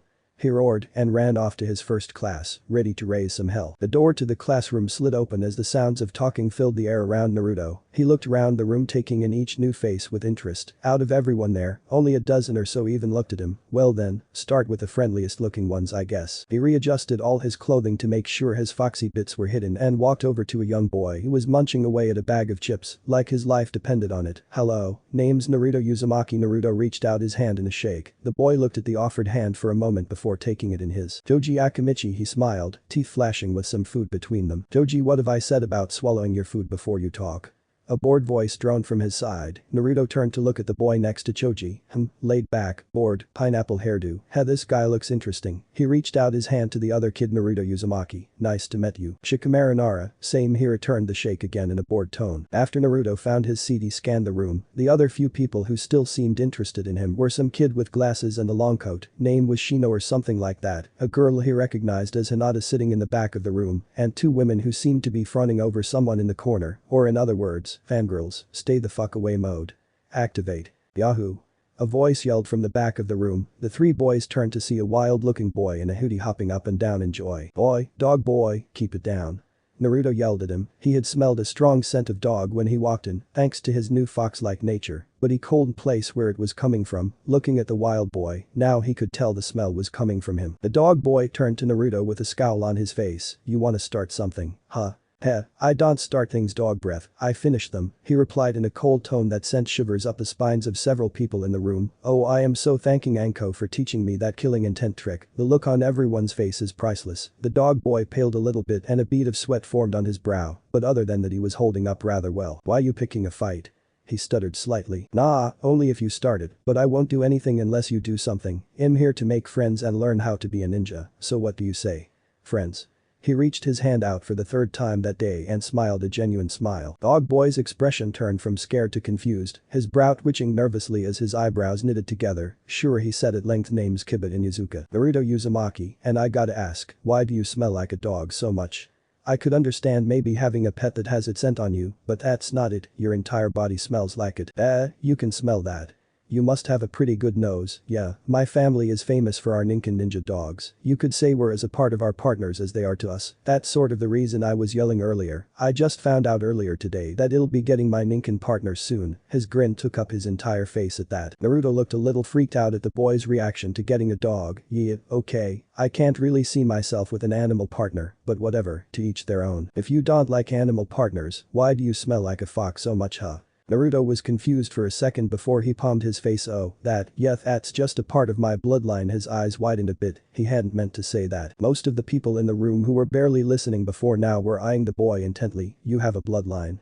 Shikamaru asked. What is it? Yeah, it's kind of a first-generation bloodline, so I'm the first person in the village to have it. He laughed nervously. Shit, I didn't want to have to use this lie yet. Oh well, the Kyuubi container rubbed the back of his head. As for what it is, well, that's a bit of a long story. We have another 30 minutes or so before class starts. Kiba nudged him. Apparently he wasn't gonna let this go, so, in no little frustration, Naruto began his tale using the lies Anko concocted for him to make making friends a bit easier on him. That, and being able to show off his foxy attributes, without worrying too much about being looked on as a monster. Well, it starts 8 years ago on October 10th, the day of the Kyuubi attack, and my birthday, he said absently, making a few in the room wide-eyed. During the fox attack, the hospital I was in was crushed under one of the fox's tails. Apparently I was the only one there at the time, so I don't know what happened to my parents. Most assumed they had died in the attack, and I was put into an orphanage. Well, it turns out that one of the Kyuubi's tails came extremely close to me during all that, and a large portion of its chakra blanketed the area around me. Now normally the fox's chakra would have killed any normal person exposed to it. Somehow, I survived, and up until a year ago I was a regular looking person, normal, except for a few whisker marks on my cheeks. He pointed to the marks in question. But a year ago my bloodline activated. The fox's chakra had changed my body a bit and mutated it into a bloodline, and well,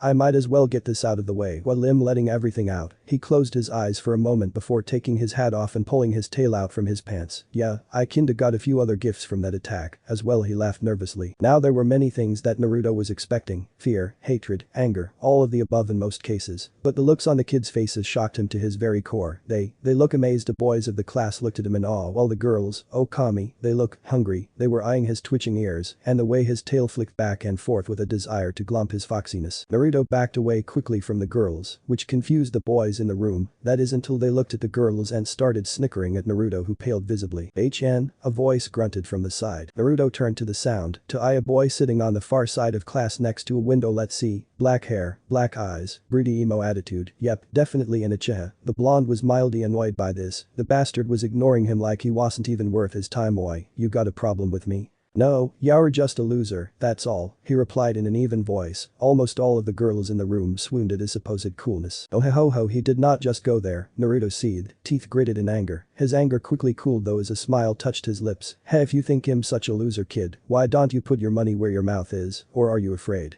The black-haired boy jerked his head towards Naruto, a look of anger on his face. "Watch what you say, loser, Imin Uchiha," the black-haired boy growled at him. "The FFT Uchiha, a clan who does nothing but steal the hard work of others, and they say their nobility more like a clan of thieves, more like it." That was it, the Uchiha boy was out of his seat and raising a fist back to strike. Naruto just smiled and stepped to the side, tripping the boy like Anko had done to him his first day of training. The Uchiha had speed, that's for sure. But after fighting the snake mistress for so long it felt like he was moving in slow motion. Sasuke picked himself off the ground and glared at Naruto with a look of pure hatred on his face. Naruto just stared. What? Was that it?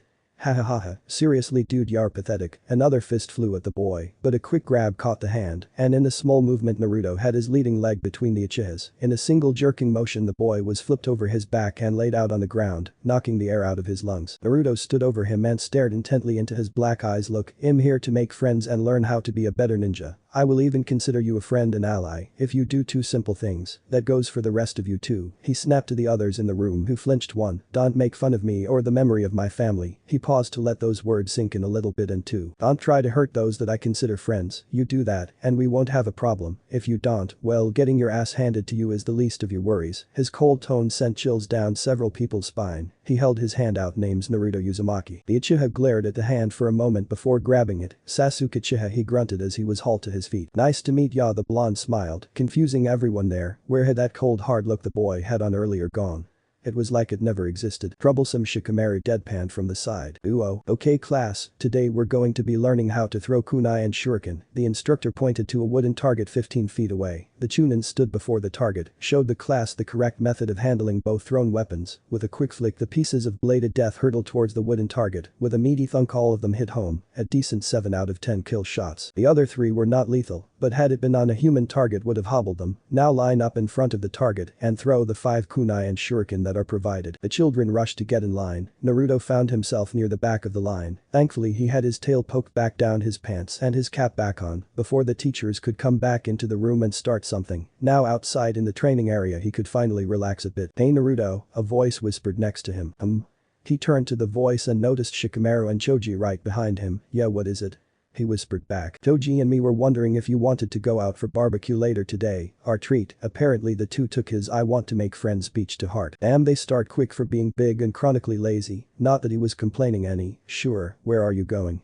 He wanted to get a good idea on which restaurant they were going to, just to make sure it was a place he was at least tolerated. After Choji told him it was one of his parents' restaurants he calmed down a bit. It's not like they would stop him and his friends from eating at his own family restaurant just because of him, right? Thankfully that wasn't the case as Choja's father was there at the barbecue place. Choza had been at the council meeting that night and knew the boy wasn't the fox, but its container, and when he and Naruto finally got to talk face to face it only cemented that fact. That and when Naruto had spoken of his love for Raymond, Choza had a look on his face, as if had found a long lost son. He let out a hearty laugh and told the chefs in the back to prepare a feast for his son and friends. Needless to say the 3 academy students had to roll themselves out of the building when the meal was finished. They spent the rest of the day cloud watching and just talking about things they found delicious or troublesome. "Ooh, yo Kiba, keep the mud off me."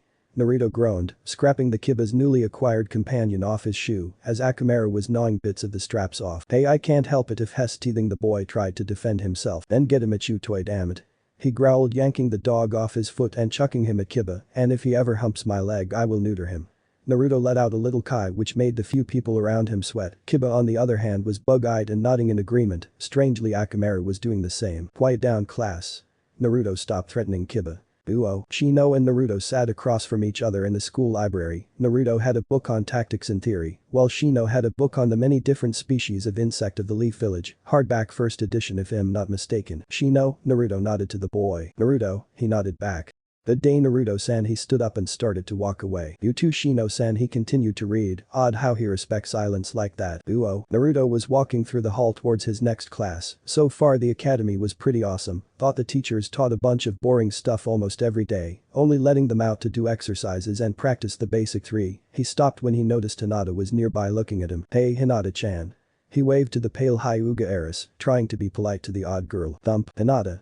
Why did you faint, Hinata?" Duo. Alright class, today we're going to have sparring matches to test out the taijutsu forms you've learned so far. Any form is allowed, but lethal moves and strikes are strictly forbidden. The Chunin instructor pointed out Sasuke you're up, now Wo's going to spar with him. None of the other kids wanted to get in the ring with him, since out of the entire class, Sasuke had the highest scores in taijutsu, that is if you are not counting. They'll fight the bastard.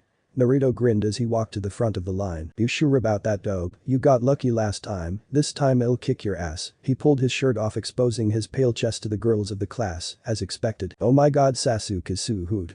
The voice was piercing and could only belong to one Sakura Haruno. No doubt another loud voice agreed, this one belonged to Ino Yamanaka. Both were fangirls, both fucking scared Naruto to no end. However, for a good prank he would be willing to burst a few bubbles. He grinned furiously at Sasuke before slowly unbuttoning his shirt. He wore button-ups, so he wouldn't have to remove his hat to take the shirt off. But oh, what a wonderful sound it was to hear most of the girls in the class gasp, along with a few of the boys as well. Wait, what? Naruto was pretty built. His constant training with Anko had hardened quite a few areas of his body, leaving lean muscles. It wasn't grossly disproportionate for his age. It simply flowed with his body type, compact muscles on a compact frame, and unnaturally tanned skin no less. Hey, the fangirls in 3, 2, oh my god. 1. He mentally chuckled, okay Sasuke, let's get this over with. He took up the academy stance since it was what they were learning and egged the Uchiha on with a come get some motion. Meanwhile on the sidelines, Sakura. Yeah, you know. Naruto is hot, like really, really hot. Yeah, I know. What should we do? I don't know. Hinata meanwhile was passed out with a massive nosebleed and whispering something about snuggling foxy blondes. 4 years, has it really been 4 years? Naruto grabbed the back of his head and leaned back in his seat in the corner of room. He looked around at the class as they were called to the front to take the graduation test. Over the course of the past 4 years he had made fairly decent headway in his studies, getting up to what he thought would be mid-tune in his skill before a fairly glaring wall halted his progress. Using cage buncheons had been a godsend for him. Being able to learn at an accelerated pace could only ever be a plus, and he had taken it well beyond the extreme to take advantage of his new elemental masteries. He finished each of his change in chakra natures, so he was fairly proficient in his own mind. There were masters out there that could still control elements much greater than himself, but he could still give an average shinobi a run for their money. One of the greatest accomplishments that Naruto's clones could claim were his raise in academics. While he wasn't top of the class, he was still more knowledgeable about ninja life than pretty much anyone else in his class, and to a certain extent in the entire village, because he hadn't just brushed up on his ninja skills and history. He had expanded his library to include things that would help him later on in life, like fabricating his own weapons and supplies. Dustin had run him ragged teaching his smithing craft to the blonde-haired child. Naruto shivered at the memory. Flashback. Ring. Naruto, what can I do for you today, my boy? Dustin smiled at the kid. He was 10 now and had sprouted up a little bit since the last time had seen him. I was wondering, sir, if you could teach me blacksmithing. Dustin raised an eyebrow in surprise. And what would a ninja need to know blacksmithing for? Naruto twitched a little, rubbing his arm apprehensively. Well, I kinda need it for that thing we talked about when we first met. The man's surprise grew. Had thought the boy would give up on that when it got too difficult, but to still be trying after 3 years showed dedication, and that was one thing Dustin prized above almost anything else. Hey, oh dad. Well, almost anything. He prized his daughter more than anything else. Hello Tenten, Naruto greeted her, throwing her a little salute. Hey Naruto, how have you been? It's been what? 2 months since you last came by. I've been doing good, and yeah, it's been a while, been too busy with the academy and training. You too? Man, you're lucky. I have to deal with all the stiff shirts in the advanced classes. There's this dude in my class, his name's Niji Hyuga, a real hardass, kinda cute I have to admit, but he doesn't have anything on you. She let out a little smile at the blonde maverick. Naruto snorted at that. You should see the girls of my class. After that little spar between me and Sasuke, it's been a civil war between the fan clubs. I'm still shocked I have a fan club. Naruto shivered unconsciously, hearing the phantom wails of the couple of girls in his class that fawned over him. What was that? Tenten wondered. I felt a disturbance in the force. The what? Nothing. Anyway, I was trying to get your dad here to teach me a bit about blacksmithing. I just need a bit of training, so I can make a few things myself when I need them. The FFFT. Yo dad, she threw him a thumbs up. Don't worry about the whole take my secrets to the grave shtick. Teach Naruto here the basics and put him through the gauntlet. She let out a little evil chuckle. Dustin shared it, which made Naruto slightly uncomfortable, standing there with them leering at him. This is going to hurt, isn't it? Naruto asked blandly. Oh, you have no idea, she chuckled. Then flashback. After the torture that was learning from Dustin was over, Naruto could honestly say he was humbled by the blacksmith. Sure, he wasn't anywhere close to a pro, but he could still make many of the things that the village wouldn't give him. Only one real problem kept the boy down. plainly speaking his strength was shit. The wall that kept him tethered to low mid-chunin in skill was his body cold and handle the forces involved with his rise in skills. He was taller and stronger from his ordeal with Kyuubi sure, topping off roughly 4 inches taller than his canon self, just slightly shorter than Rock Lee. But he still had to build up his skills slowly but surely through constant training. Speaking of ordeals, after he had spilled the beans about his new foxy bits to the class, the kids went back and told their parents about the kid with the foxy bits in class. From what he could gather, the parents had told them to stay away from the demon child, so he doesn't hurt you. With his natural good-natured personality, along with his constant joking in class, many of the kids ignored the warnings. To the parents' dismay, word had also spread around town about his new accessories, but other than a few more glares, maybe a raised hand or two, nothing seemed much different. It was either the fear of Kami that Anko put into people, or the constant pranks he pulled that kept most of the civilians from taking him seriously. He still preferred to hide the ears and tail though. By either stuffing them away under clothing or hiding under a hinge, it didn't really matter. As for his classmates, for 4 years he had been keeping tabs on them, creating a mental dossier on their personalities and abilities, just in case he was ever paired with any of them. Naruto turned his gaze to the duck-headed wonder in the corner of the room and just stared. He couldn't describe the feeling of putting the arrogant Uchiha in his place when he stuck his head out during their spars. Overall, Sasuke was a nice guy when you got to know him. Broody.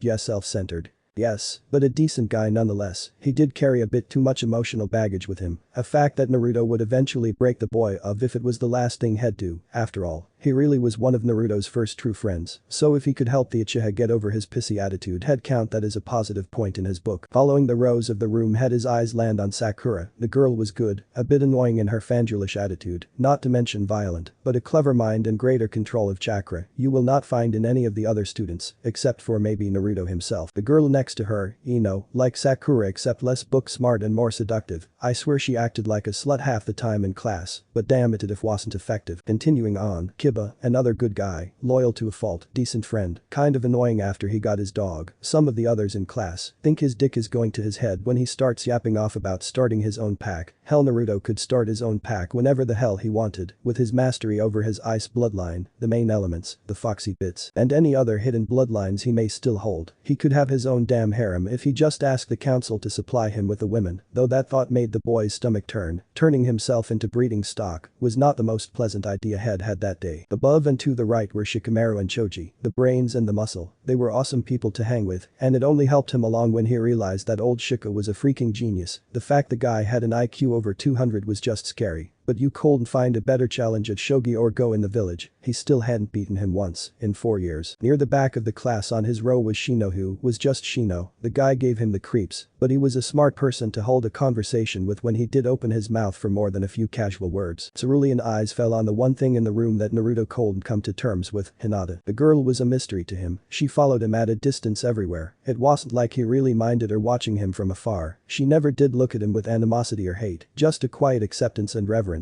He had come to appreciate the quiet girl's gaze, as it was a strangely relaxing feeling, knowing someone was watching you with a positive attitude. The big problem, however, was getting the girl to talk to him. In 4 years she hadn't said more than maybe a couple dozen words to him, and any time he tried to talk to her, she had just blushed a very dark shade of red and passed out. Again, something he'd have to figure out and tackle at a later date. Right now was game time, the end of the school year, the make it or break it of the academy. Haruka was handing out several written tests to the class. Boo-oring the blonde mentally droned. He had no problem doing the written work, he just had too much pent-up energy at the moment. He was a man of action, damn it. After the written test was the practicals, basically a grade on standard academy taijutsu and using ninja tools. He was decent at the academy style, but he preferred a variant that tossed an Anko style. His hit rate for kunai and shuriken was 8 out of 10, not bad, but not good either. After that was the final part of the test, the basic 3, Bunshin, Kawarimi, and Henge, to Naruto. This part was the most important. He hadn't really mastered any of the basic 3, regardless of the fact that they were the foundation of all the ninja techniques beyond. He knew Kage Bunshin, so the clone part of the test was in the bag. His transformation wasn't that bad. In fact, with his sexy jutsu, he was actually damn good at it. His replacement was decent. Nothing to write home about, but still a passing grade. All in all, he had this in the bag, and thanks to a small incident involving a certain white-haired chunin, he didn't have to worry about anyone screwing with his test score. Yeah, good old Mizuki team had fucked up before the graduation test ever started. Had noticed Mizuki acting a bit on edge and staring at a few of the failing failing students with really bad grades, you know, the disposable kind. Well, acting shifty in a village of ninja may be par for the course, but doing that while teaching a class of students that have a majority of the clan heirs in said class, and you have a very big problem. One word to Saratobi and a squad of Anbu were tailing Mizuki's ass. The bastard was caught red-handed when he was pulling a kid aside to have him steal the forbidden scroll of sealing. After that, they threw his ass to a Biki and found out he had been sabotaging the entire class in one way or another for years, a serious crime in its own right. But there were several other dark and dirty secrets that all but damned Mizuki to a life in prison. Uzumaki, Naruto, get down here. Iruka's voice cut into his musing. Come on Naruto, it's your turn, or do you want me to fail you? Alright, geez, you'd think the Kyuubi rose from the grave or something. Naruto stole a small glance at Iruka's pale white face and snickered quietly. Kami, he loved doing that. Iruka was a nice guy if a bit gullible. Okay, what's my score of awesome on a scale of 1 to 10? Teeth glimmered as his grin took up his whole face. Haha, very funny, Iruka deadpanned, and if you must know, 3, oh, he bust a gut when Naruto's grin turned into a deep frown. He had definitely gotten under the blonde skin with that one. Yeah, we're gonna pay for that one, Iruka-sensei. Okay, clone, replacement and transformation, right. And nod of confirmation. Okay, let's do this. In a one-handed hand seal he summoned 5 cage buncheons. In a puff of smoke, 2 of them were transformed into Iruka and Mizuki. The other 2 transformed into large katanas. The 2 human clones grabbed the katana clones and rushed each other. In a flurry of stabs and slashes the 2 dueled. A thrust by clone Iruka was diverted to the side, and a follow-up by clone Mizuki, who cut down the length of the scarred Chunin's blade. It would have taken clone Iruka's head off had he not brought the guard of his blade up and raised the attack harmlessly overhead. To keep from getting slashed on the downward cut, clone Mizuki crouched down and took one hand off of his blade, and with a yell, he lanced his fist out and landed a blow into clone Iruka's sternum when he raised his blade to strike clone Mizuki, causing him to dispel, or so he thought, as a sword ripped through clone Mizuki's shoulder, dispelling him to reveal that clone Iruka had replaced itself with a 5th Naruto who had crept up behind clone Mizuki to blindsided him. Another cloud of smoke signaled the clone's dispelling, leaving an astonished class and Iruka to stare at the blonde maverick who just so happened to be fiddling with his ninja too. So do I pass? He grinned mischievously. Iruka could only nod dumbly at him. The whole duel between his clone self and the Mizuki clone took only a couple of seconds, but the swordplay was impressive. Hell, he couldn't move as fast as those clones had. He threw a glance at Naruto for a second. Those were shadow clones, weren't they? Yep, gotta love them, one of the most useful jutsu ever. His grin hadn't left his face. Well, it's not the Academy Bunshin, but it is an advanced Bunshin, and it is acceptable in this case. Congratulations Naruto, you pass. He flashed him a warm smile. Naruto's come a long way. Heh, only a few years ago I saw him as nothing more than the fox in human skin, but just look at him, no demon could ever be this goofy. I just hope he can handle the world outside the village the way he handles himself here. Oh, who am I kidding? He doesn't need to prepare for the world needs to prepare for him. His thoughts were filled with praise for the boy in front of him. It was truly inspiring to see how much he had grown both physically and mentally these last 4 years. He tossed Naruto his hit IA to immediately tied it around his head as he took his seat at the back of the class. Alright class, that's it for today's test. Those of you who passed come back tomorrow to meet your new sensei and find out your team placements. For those of you who failed, there is always next year, so keep practicing. Dismissed. He turned and walked out of the classroom. The next day, Anko stood in front of her mirror, trying on several new dresses she had bought over the weekend. She wanted to take Naruto out after he graduated and passed a real genin test. After all, she had spent 5 years with the boy, and their relationship hadn't really gone anywhere. Sure, there was the occasional kiss, and they did pretty much everything with each other. Bathing, eating, even shopping. Hell, they could be called a married couple and everything but having sex, which Naruto made clear the year before when she had initiated a bit of a dirty bubble bath, that they would wait till he was a bit older to do that sort of thing. That didn't stop Anko from teasing and corrupting the boy as much as she could, much to his ever-present annoyance. But she didn't care. He was fun to be around with, and that's all that really mattered to her. Hell, even the threat the council threw at them every year or so about multiple wives or having children didn't faze her. In fact, they had a conversation just a few months ago that if he ever found someone else to share with it, she would support him in his choice. It's not like she minded really. More fun for her in her mind. She flashed a feral grin. A little known secret to only a select few women that had known her before her marriage was that Anko was bisexual, and she had no problem with a Minaja choice. In fact, on several occasions she even promoted it. If Naruto ever did find another wife to marry, the feral grin never left her face as pervy thoughts floated through the snake mistress' mind while she tried on another dress, this one more mesh than fabric. Ooh, UGGHHH, so bored.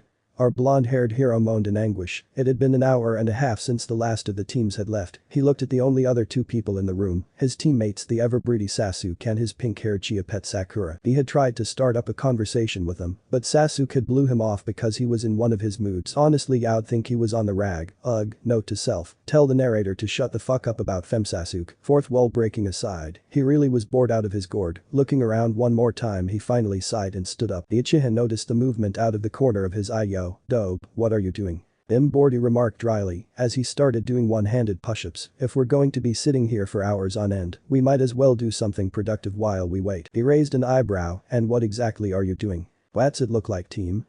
Training. I'd rather my muscles not atrophy while we wait. Finishing a set on one side, he switched to the other. If you want, I can show you a few tricks to getting a good workout. What do you say? Sasuke looked around for a moment before sighing. Had never admitted, but Naruto was right. It was boring as hell in this place. Alright, he stood up and walked over to Naruto. What kind of training is this? Naruto sat up for a moment and looked around. He noticed a small stack of flashcards under Iruka's desk. Alright, here's what you do. He grabbed a couple slips and handed one to Sasuke. First off, I'll explain the chakra part of this exercise. Simply, use your chakra to stick that piece of paper to your forehead like this. He reached up and placed the paper on his brow, and like a piece of tape it stuck. Once you get this part, start doing physical exercises. I find that push-ups and sit-ups get the best results out of this. Not only are you working your chakra reserves with the paper, but when you're concentrating on keeping the paper on and doing the exercises, it'll increase your control as well. Not to mention you're still getting a workout that's that much harder since you are using chakra while you're exercising. Sasuke looked at the paper in his hand for a moment, shrugged and stuck it to his head. It didn't stick as well as he had wanted it to, but it stayed. He sat down and started doing crunches, sweat beading his brow. Sakura was watching her crush workout with a blush on her face. He was just so sexy. Naruto rolled his eyes. He knew exactly what she was daydreaming about, and it sickened him to no end. Sure, Sakura was hot, but Anko had beaten an ever-present fear of fangirls into him. To him, fangirls were scum, lower than dirt, and to hell, if he was going to have one on his team, if he had anything to say about it. Sakura, he yelled, snapping her out of her Sasuke-induced trance. You going to join us? Why should I? She bit back. Well, for one thing, you're weak, he deadpanned dryly. Naruto, you jerk.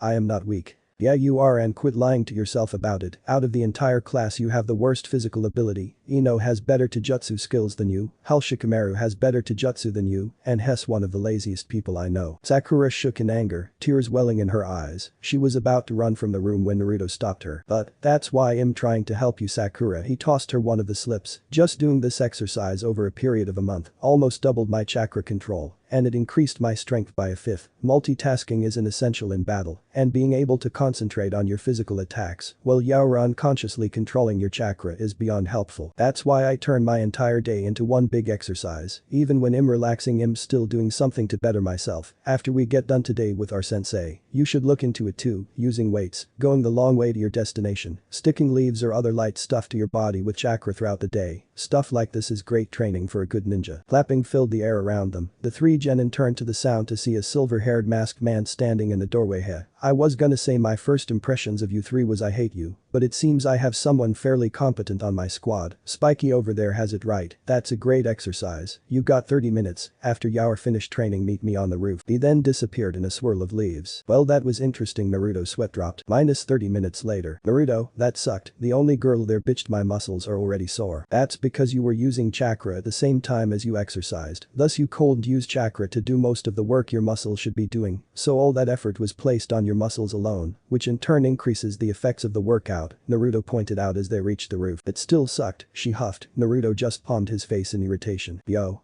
The silver-haired Jonin hailed them from the edge of the roof. Alright, now that you're all up here, I think it's time we introduced ourselves. Give your likes, dislikes, dreams for the future and some hobbies. Here I'll start. My name is Kakashi Haddock. I have many likes and dislikes. I don't know you well enough to tell you my dreams for the future, and I have hobbies. He nodded to them. Well, that was informative, Naruto remarked dryly. Yeah, all we got was his name, Sakura agreed. Kakashi looked bored. Doesn't matter. You first, he pointed to Naruto. Well, I'm Naruto Uzumaki. I like training, Raymond, improving myself. My dream, Naruto's face darkened a second. Actually no, not a dream. My goal is to restore the Uzumaki clan and become a better Hokage than any that's come before me, so that the people of this village can look up to me as a true shinobi. Kakashi stared at him a moment. Well, isn't that interesting? He nodded. Hobbies. Well, besides pranks and practical jokes, Kakashi sweat dropped. Yeah, I saw your handiwork the other day, painting the Hokage monument in broad daylight, and nobody noticed you till you were done. How exactly did you pull that off? Naruto laughed. Sorry sensei, a good magician never reveals his secrets. Kakashi I smiled at him. Oh Mr. Magic, and how many Anbu chased you around town after that little stunt?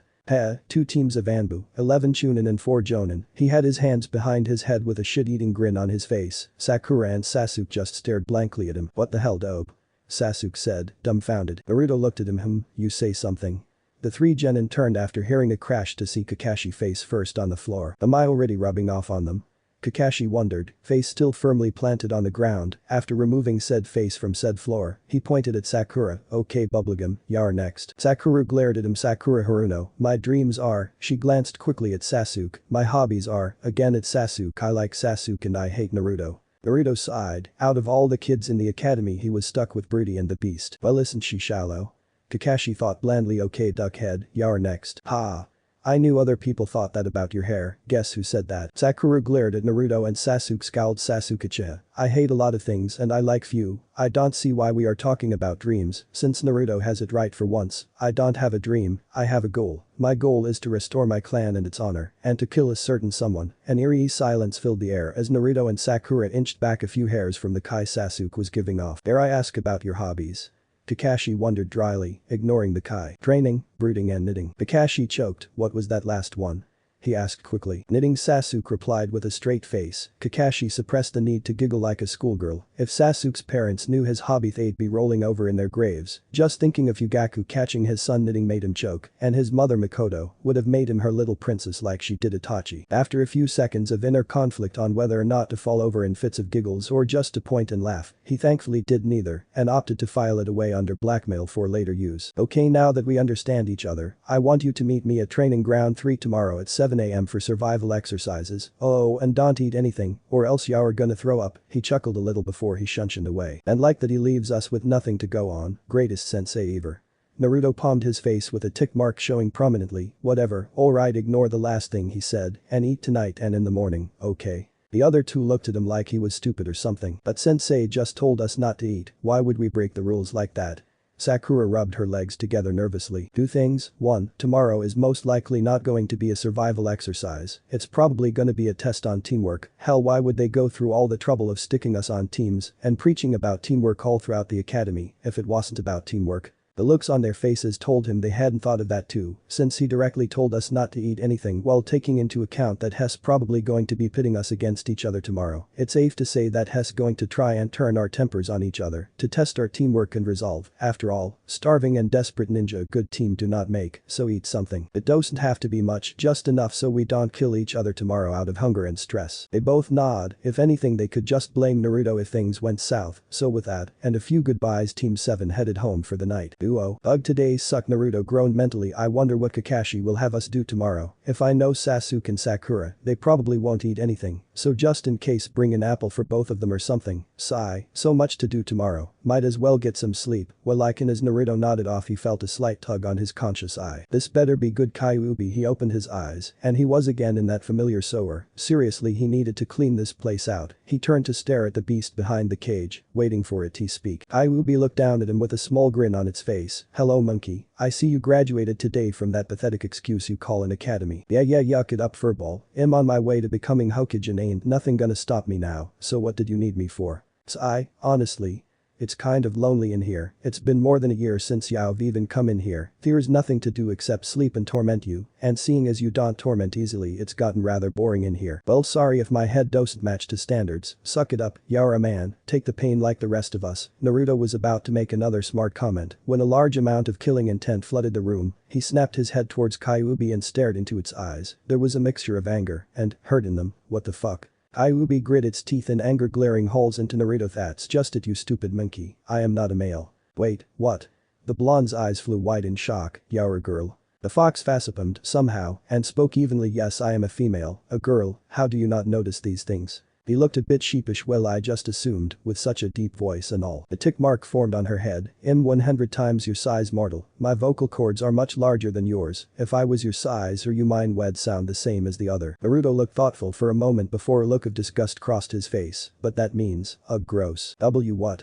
The vixen tilted her head curiously. I was going to say it must suck having your junk soaked in the sour all day long, but now that I know you're a girl that must suck even more. He scrunched his nose in disgust. Now you know why I don't like you that much, your mind is filthy, figuratively speaking. Well, what do you want me to do? It's not like I can remove all this water, and I sure as hell ain't removing that seal. Well, you could, what?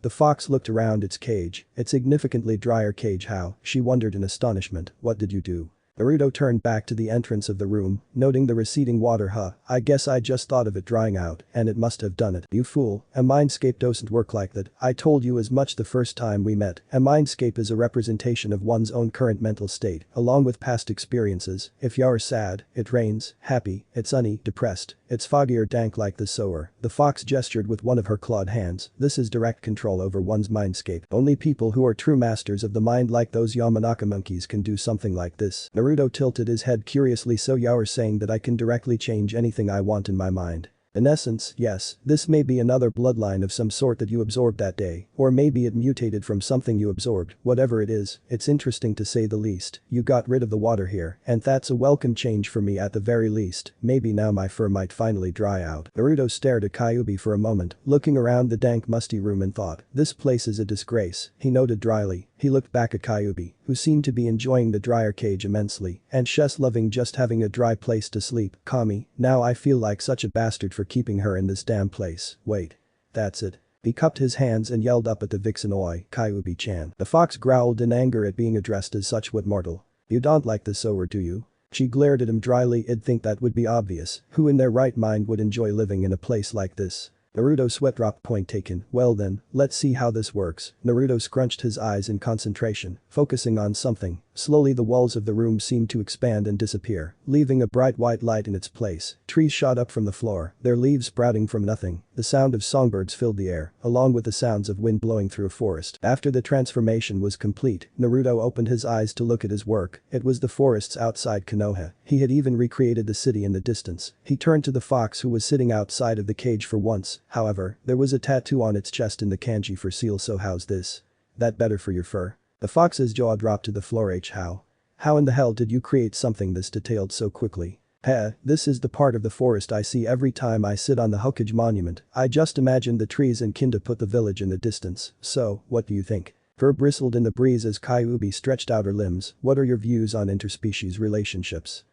Why do you? Iba's face stretched into a playful grin as a giant puff of smoke filled the area. Uoth the blonde gasped as the air got knocked out of him. He landed on his back in a heap with something heavy on his chest. As his head stopped spinning from smacking the ground, he happened to glance at the heavy thing in question, only to freeze as he noticed that same playful smirk above him, only smaller and more human, and hotter. Wait, what? That's why sharpened canines flashed in the sunlight as Kyuubi let out an ear-to-ear grin. She had transformed herself into a human, or rough equivalent to it. The foxy attributes that she shared with Naruto were a dead giveaway that she was a little more foxy, that what her beauty suggested. Her face shined in the morning light, her seductive eyes framing her face as it trailed down a rather cute nose to full luscious lips. She wore a full-length burnt orange kimono with spiral designs. The kimono itself was opened in the front to reveal a rather large chest, on which the same tattoo for seal stood out on her snow-white skin. Her eyes were red and slitted like normal, and her hair was a dull rusty orange, as well as her tails, all 9 of them which splayed out behind her in a fan shape, each flicking independently. You have no idea how long I've wanted out of that fucking cage. 12 years. 12 fucking years sitting in that sewer of a mindscape looking at nothing but dark, pipe-covered walls. Thank you, kid. I know we may have started off on the wrong foot, but doing this has seriously raised you a few notches in my book. I just might not kill your loved ones now. She smiled again. Despite the fact that she had just threatened to kill his loved ones,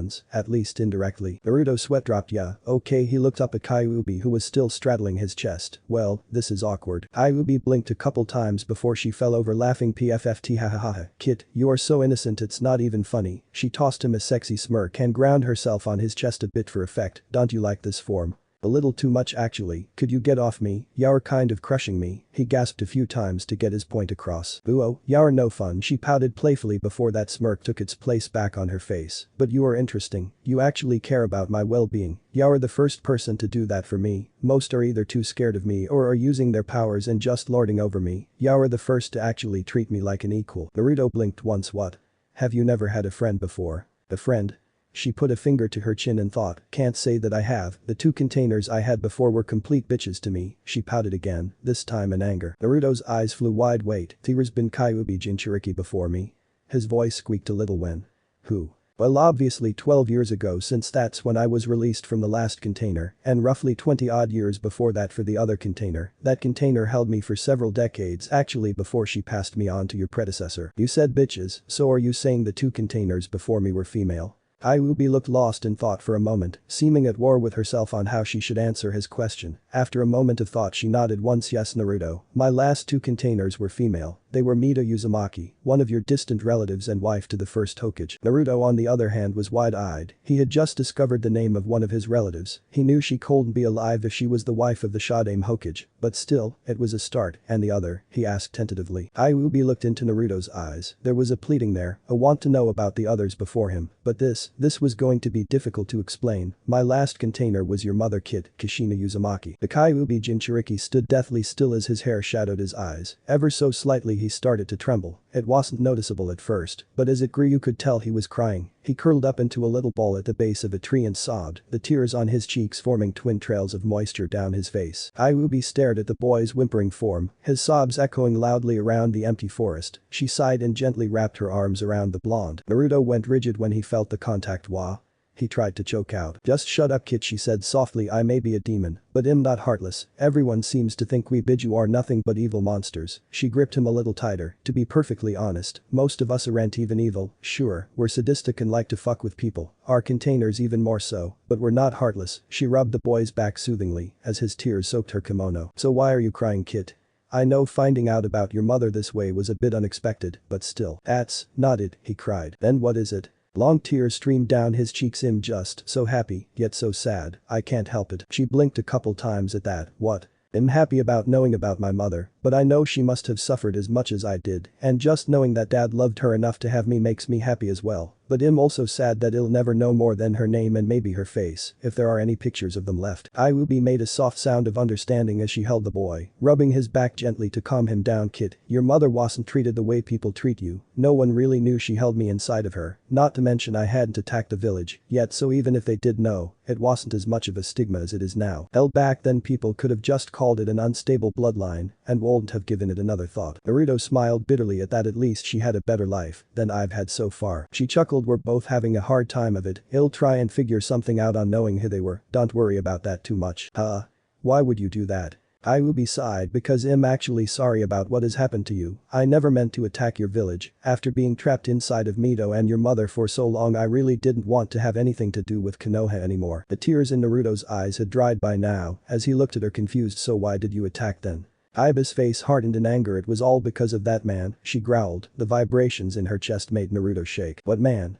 He frowned. A sinking feeling filled his stomach. The man who is directly responsible for my attack on your village and the deaths of your mother and father, she replied darkly, her voice trailing off as she remembered the day. Naruto's voice was quiet for a moment before he spoke 2 simple words. Tell me. Thanks for watching.